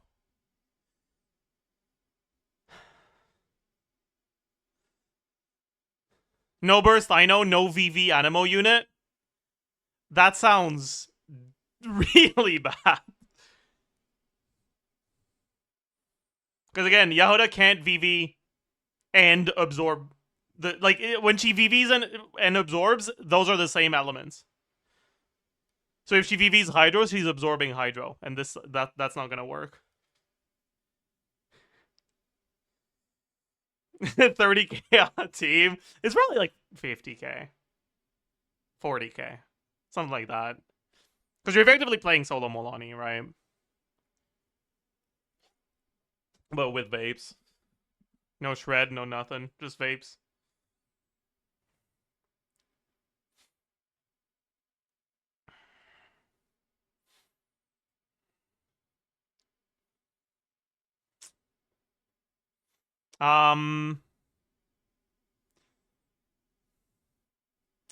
Okay, so yeah, let's take a look at Varesa, Eonson, Jahoda, Aino. Right?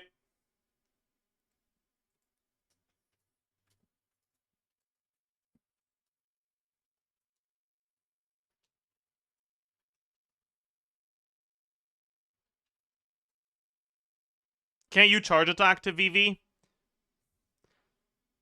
Charge attack to VV Hydro, then apply Pyro, then Jahoda hold E to absorb Pyro, then swap to Molani. I'm pretty sure VV expires before your first jump.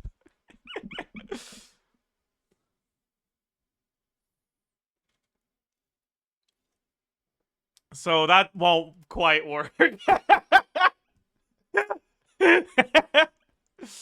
Yeah.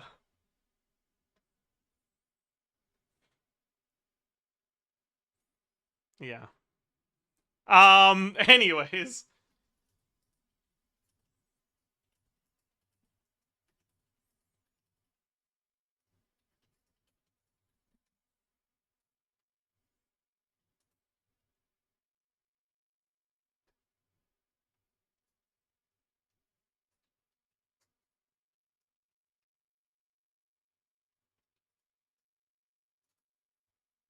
Oh, okay. This is definitely a team that does the full thing on Varesa, right? So we get charge attack damage is 151.8. 151.8 times 4. Then 157.5 times 3. And 126.6 times 2. 180.9 times 3.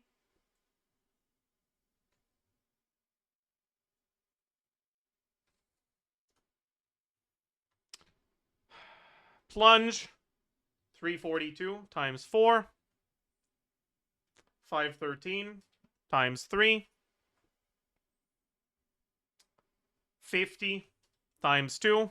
180 times 3.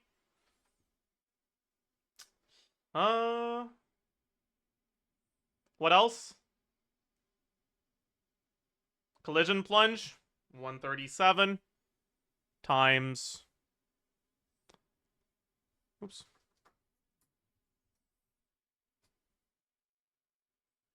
Let's say 5, whatever. Generally you get most of them, but can't be bothered. And then mini burst.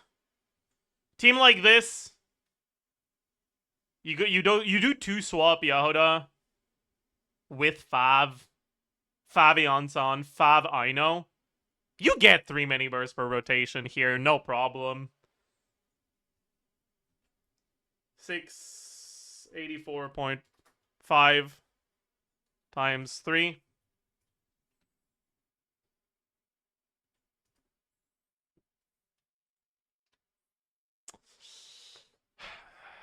Attack, 356 plus 510. Attack percent, we have Varesa's Ascension passive, we have Sands, we have 30% from Eon San, 20% from Substats, 20% from Witsith. This is Scroll VV Noblesse, I guess. So, like, I don't know, 12-ish percent.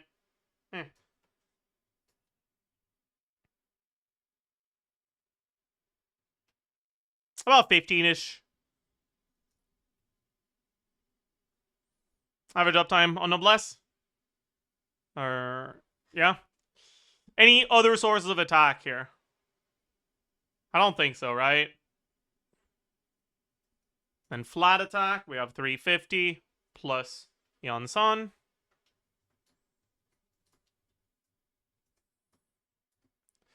Damage percent, we have Eon San C6, Scroll, Leno,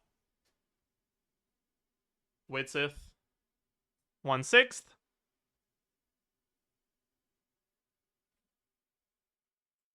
Is that it, actually? I guess it's not a lot of damage percent, huh? Oh, Goblet. Right. And then on non-plunge, we just don't have Leno. Crit value, 98.4, 62.2, 20 times 6.6. Oops. Plus 20 times 6.6. And Witsith. Effective attack 1.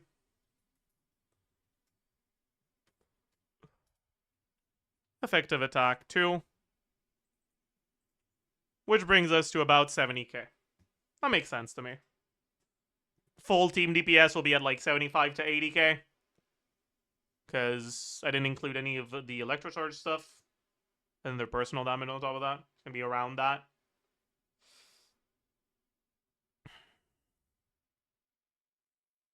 That's with C6 Eon San. Right? Verissa with Eon San C6. Eon San C2. Eon San C0. You can also have Eon San C2. This would be 690. We wouldn't have the damage percent. And our uptime would be a little bit worse. So let's say 80% uptime.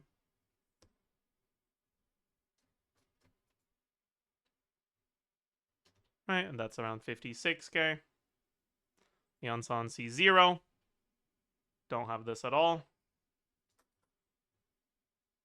52k. So yeah, if you're trying to force Ascendant Gleam stuff with Verissa, you'll end up at like 75 to 80k team DPS. Minus 10k if you don't have C6 Eon San, minus another 5k-ish. If you don't have C2 either.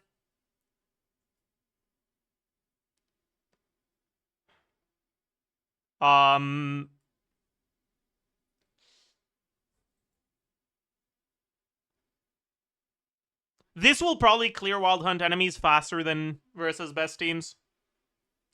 But probably not Sigurd. I don't think this will be better against Sigurd than her best teams. I think it'll only be better against Wild Hunt enemies that you can start putting in their like hunting state or whatever on the first health bar. Otherwise it'll be worse.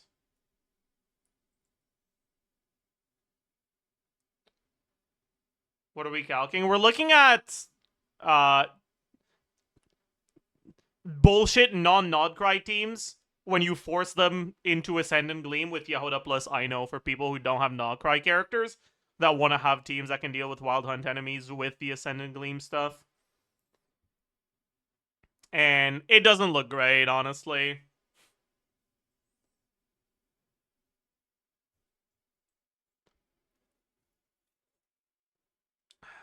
It does not look great at all.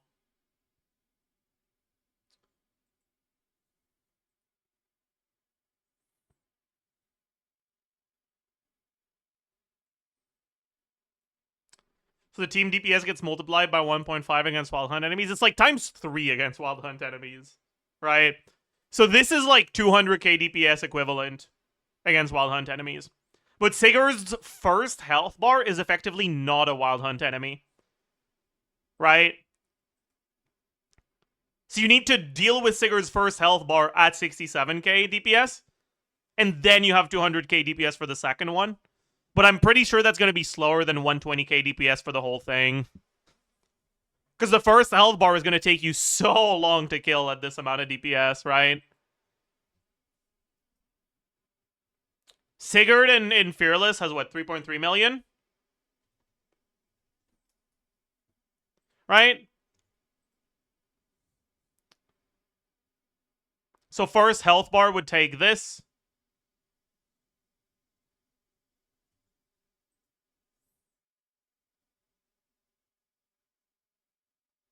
I don't know.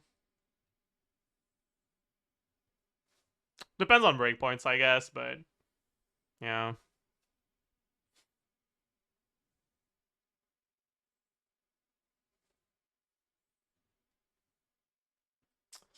Anyways. Huh.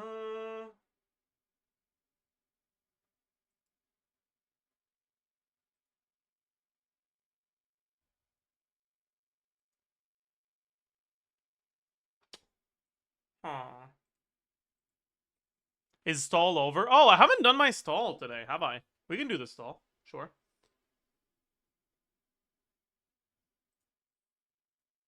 New tier list. Out of the last 30 characters Theory crafted, rank which ones you were excited for and enjoyed doing the most. We can do that after. I'm actually down. That sounds fun. Anyways, we stare, we pound, we zilch. We thick. Wow. The thick was foreshadowing for the size of the mini today. What the fuck? Move over in one seat. It's like scoot. Moves, so it scoots. Capital of Taiwan. Is it Taipei? I think. I'm not sure. Spelling bee. In the style of Allah. That's French, by the way. Device with a keypad that's typed on discreetly.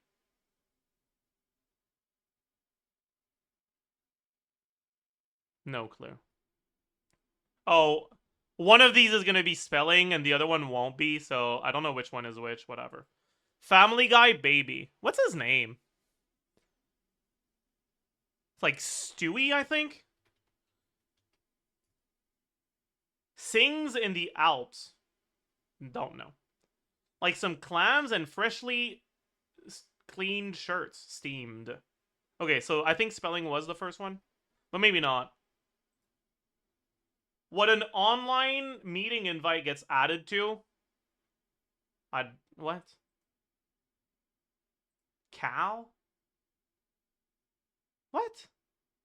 Okay, I don't know.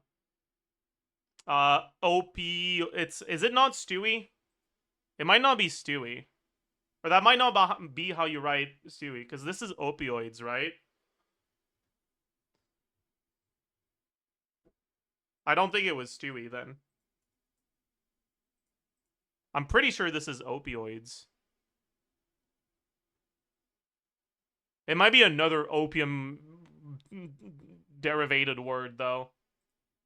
First inning in extra innings. 10th. Anyways. Okay, this is not this is opiates. So it could be Stewie, actually. Okay, I think it is Stewie. Bet. Anyways, we got the Sigma here. Full of back talk. Sassy.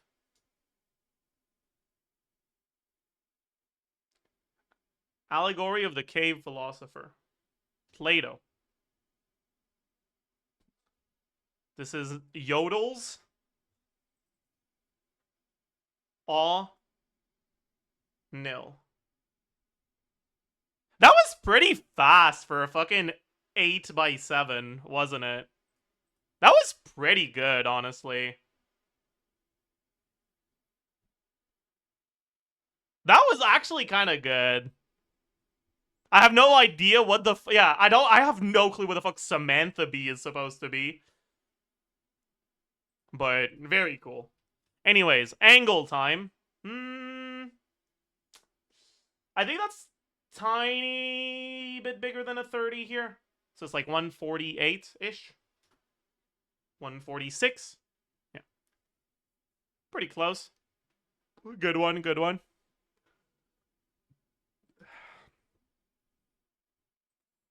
What do we got here? Do I know this? Okay, bro. I don't. Oh, it's Nisekoi. I see. I haven't watched that. Anyways, what the fuck is that?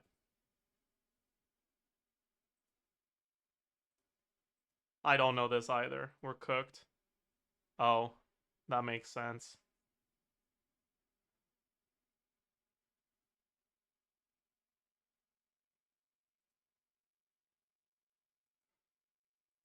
Okay, bro.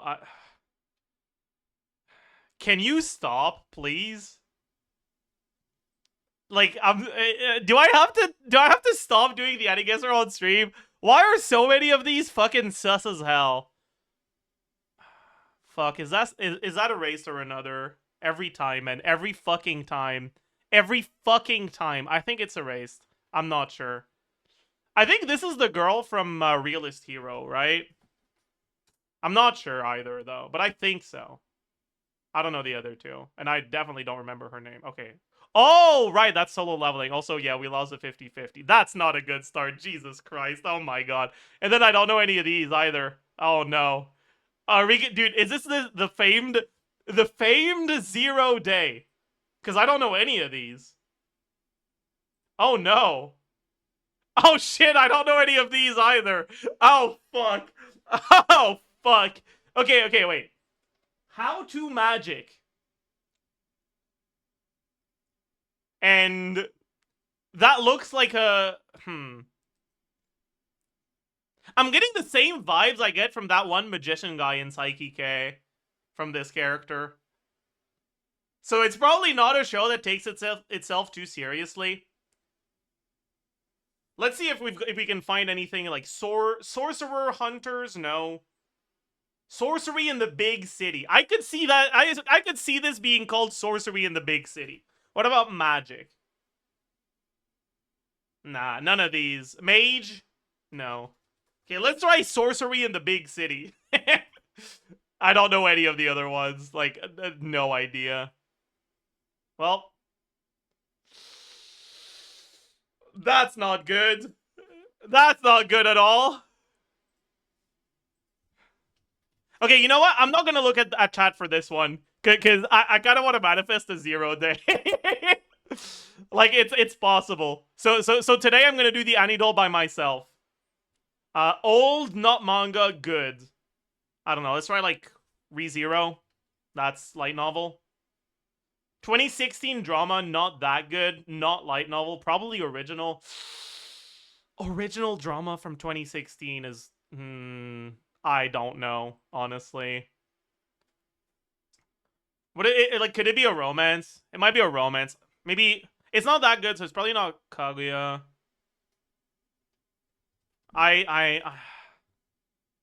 It is romance. It is drama romance. Lower than an 8. Oh, that is not my element at all, man. It's also not school.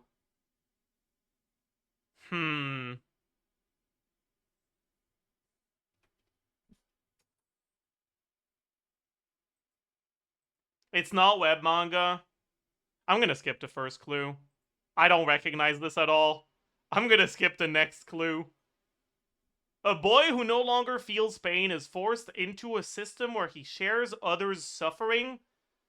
What the fuck?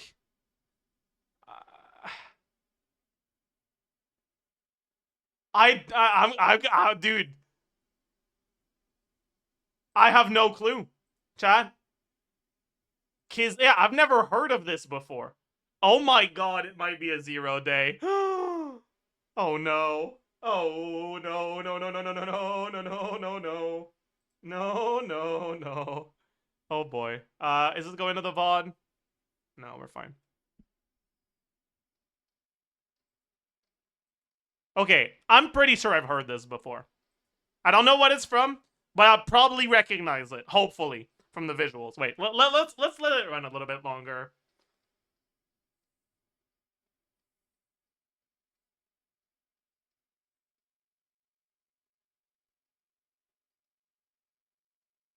Yeah, no, I don't know.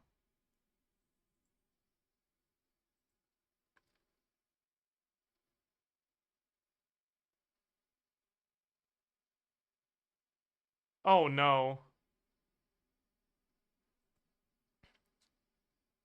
Is that Log? Oh, okay.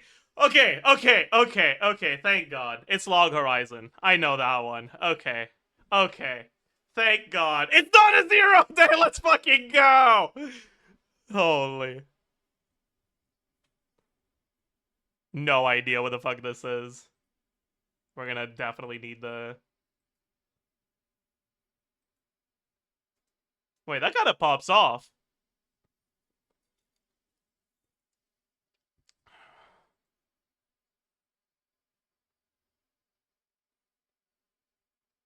No clue what the hell this is, though.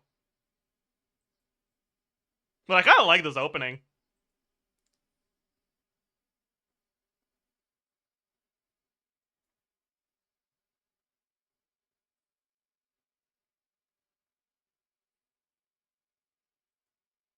Oh, that's DD. Something... okay. That looks like a da... No.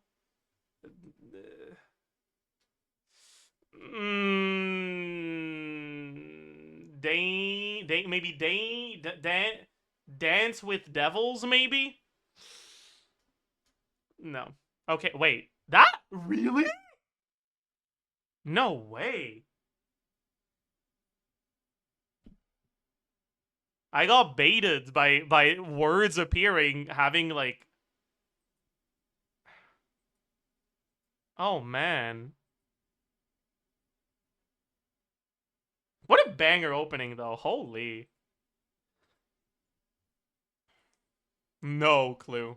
I don't know.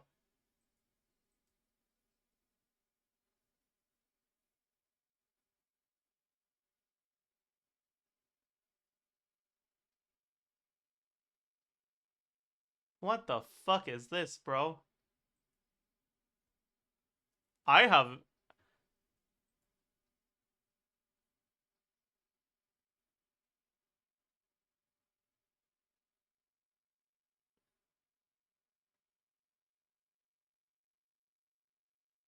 I have no clue what the fuck this is. But there was...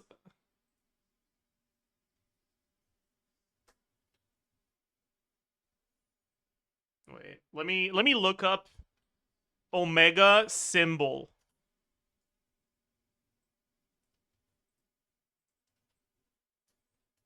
No, that doesn't work. Ah, fuck.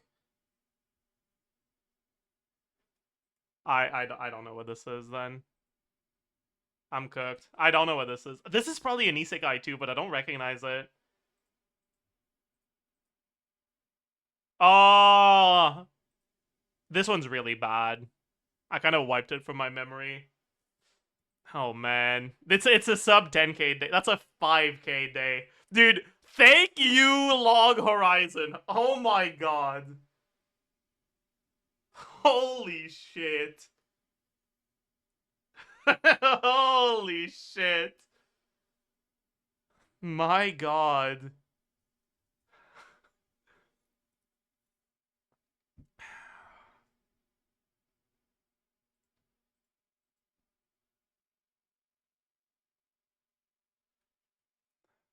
Well, that was something.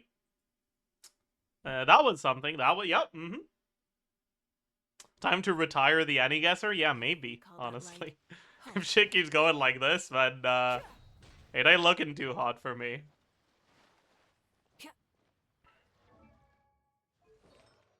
How long has my Mawika not had a fucking artifact? Oh, no. Whatever.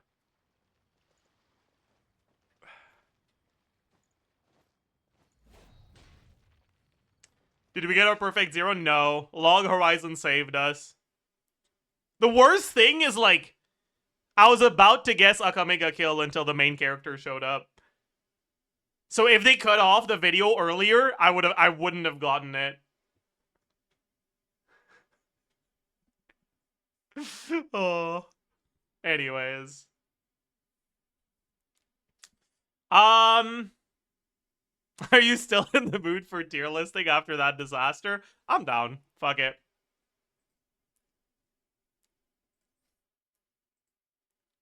So we just look at the last 30 characters I've properly TC'd and rank them from the most fun to TC to the least fun to TC.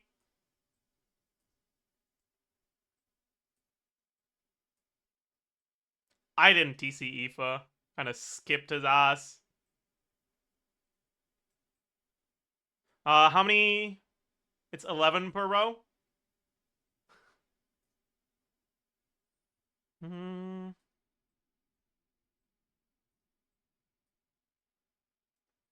mean, we have to add the witches too. Although I didn't really look at anything for Sucrose. Anyways, we have 1, 2, 3, 4, 5, 6.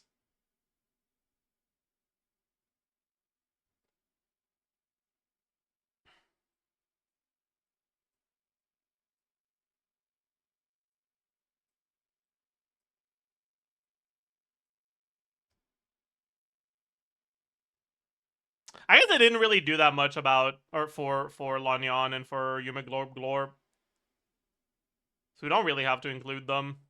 And that lets us include these two, which we have TC'd a bunch after their release anyways. I guess I didn't really...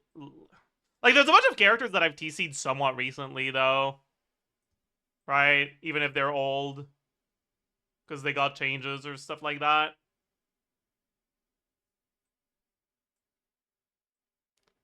Like, I mean, Dahlia, there wasn't really much to be done, honestly. It was just Skirk stuff, right? Sethos, meh, whatever. Let's just look at these, right? That's 30, I think.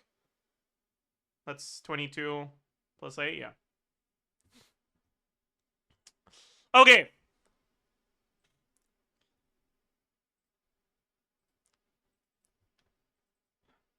Actually, really fun.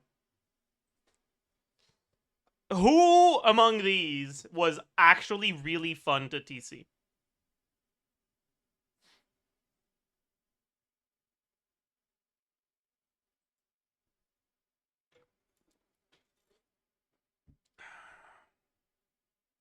Razor.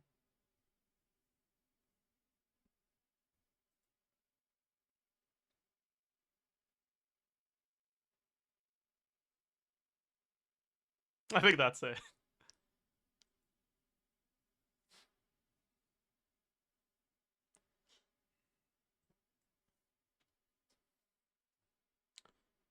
Fun, but had some cringe. Mawika. Durin.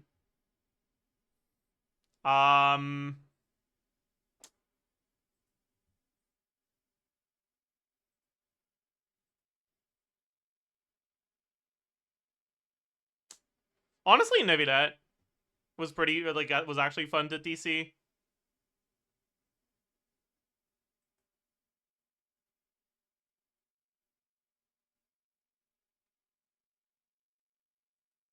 Durin is that high. Yeah, it's just because there was a lot that to be done, honestly.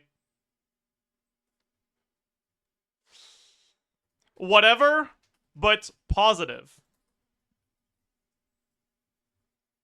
Flynn's, Nefer, Jahoda, Llama, Inefa, Eon-san. No, Eon-san was pretty fun. Honestly, Eon-san was really fun. Fischl.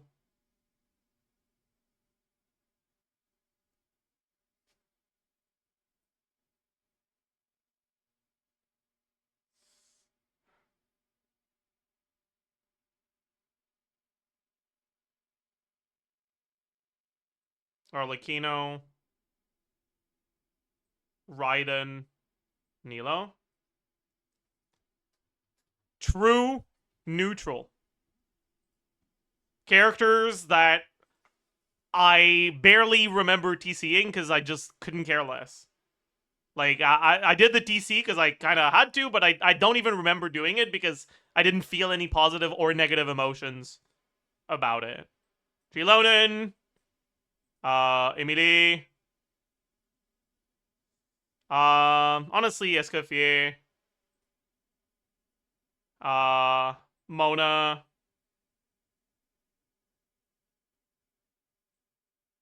Venti, Albedo, Client. Whatever, but negative characters that I didn't that like I had some bad experiences TCing, but it's not that bad. Farina.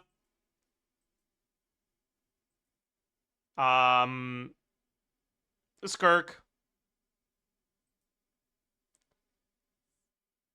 I know. Sitlali.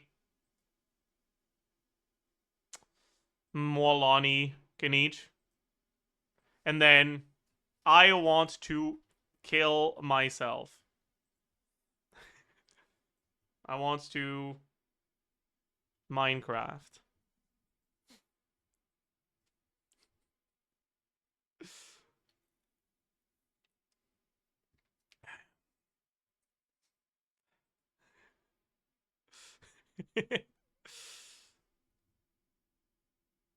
I thought you enjoyed Chaska's beta cycle. It's fun to think about team building for Chaska. It is not fun to actually do calcs on her.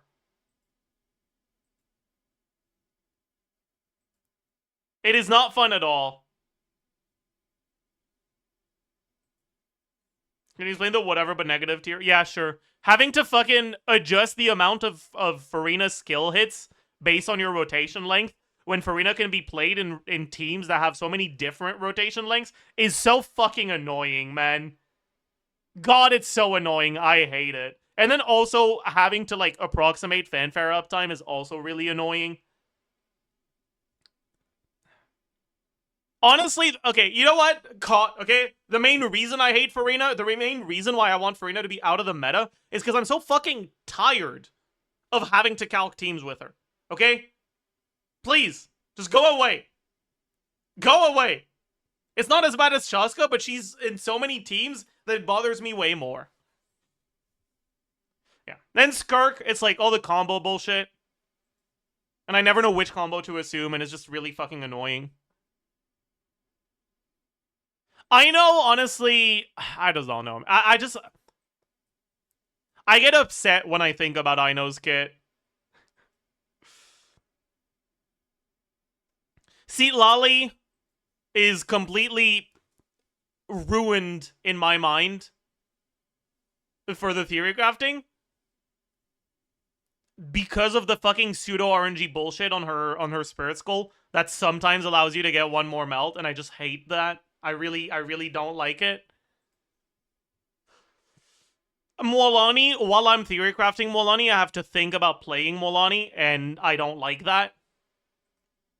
And then Kanich for all the, like, the amount of ease you get and the variability in that.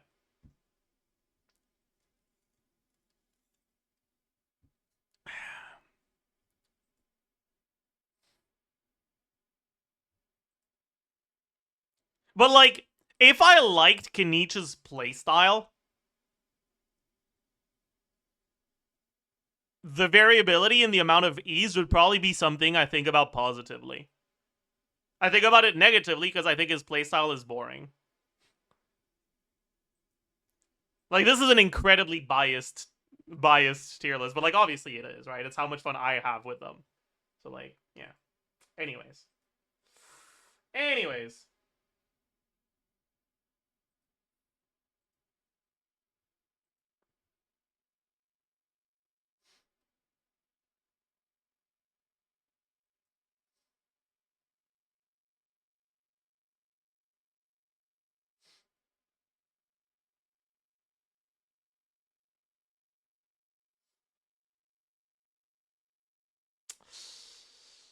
Yeah, I don't think I'll record a Jahoda video today, but that's fine.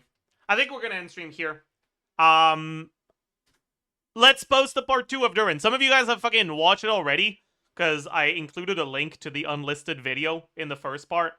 It already has 2,000 views, which is really funny. What should we call it? What was the first one called again? Move over Navidette New Best Dragon dropped. The second one, I think I'll call Move Over Farina New Best.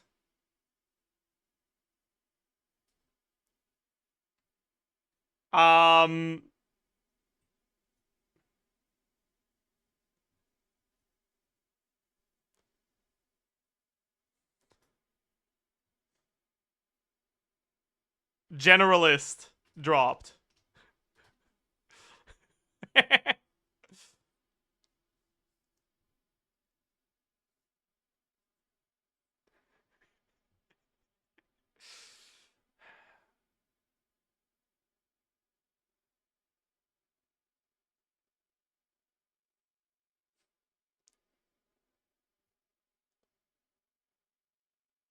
Meh.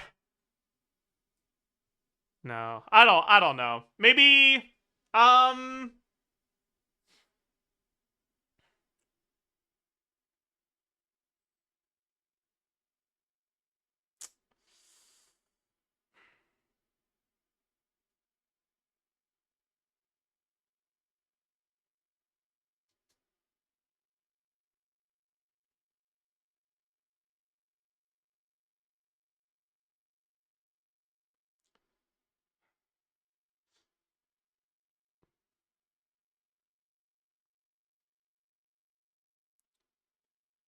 Dragon the meta upwards. No.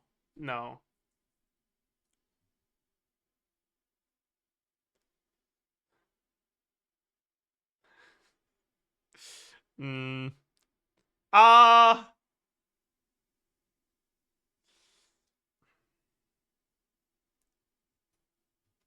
Let's just do a more like more like, I don't know, chill title. He's everywhere.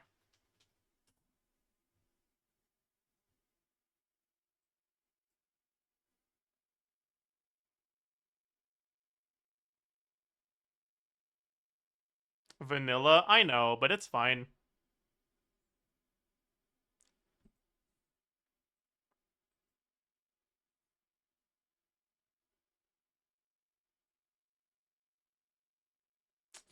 That's fine. Video has been posted. As usual, if you can find the link through YouTube, it helps more with the algorithm. Here's a link. Go watch it. Leave a like, comment, subscribe, and I will see you guys tomorrow.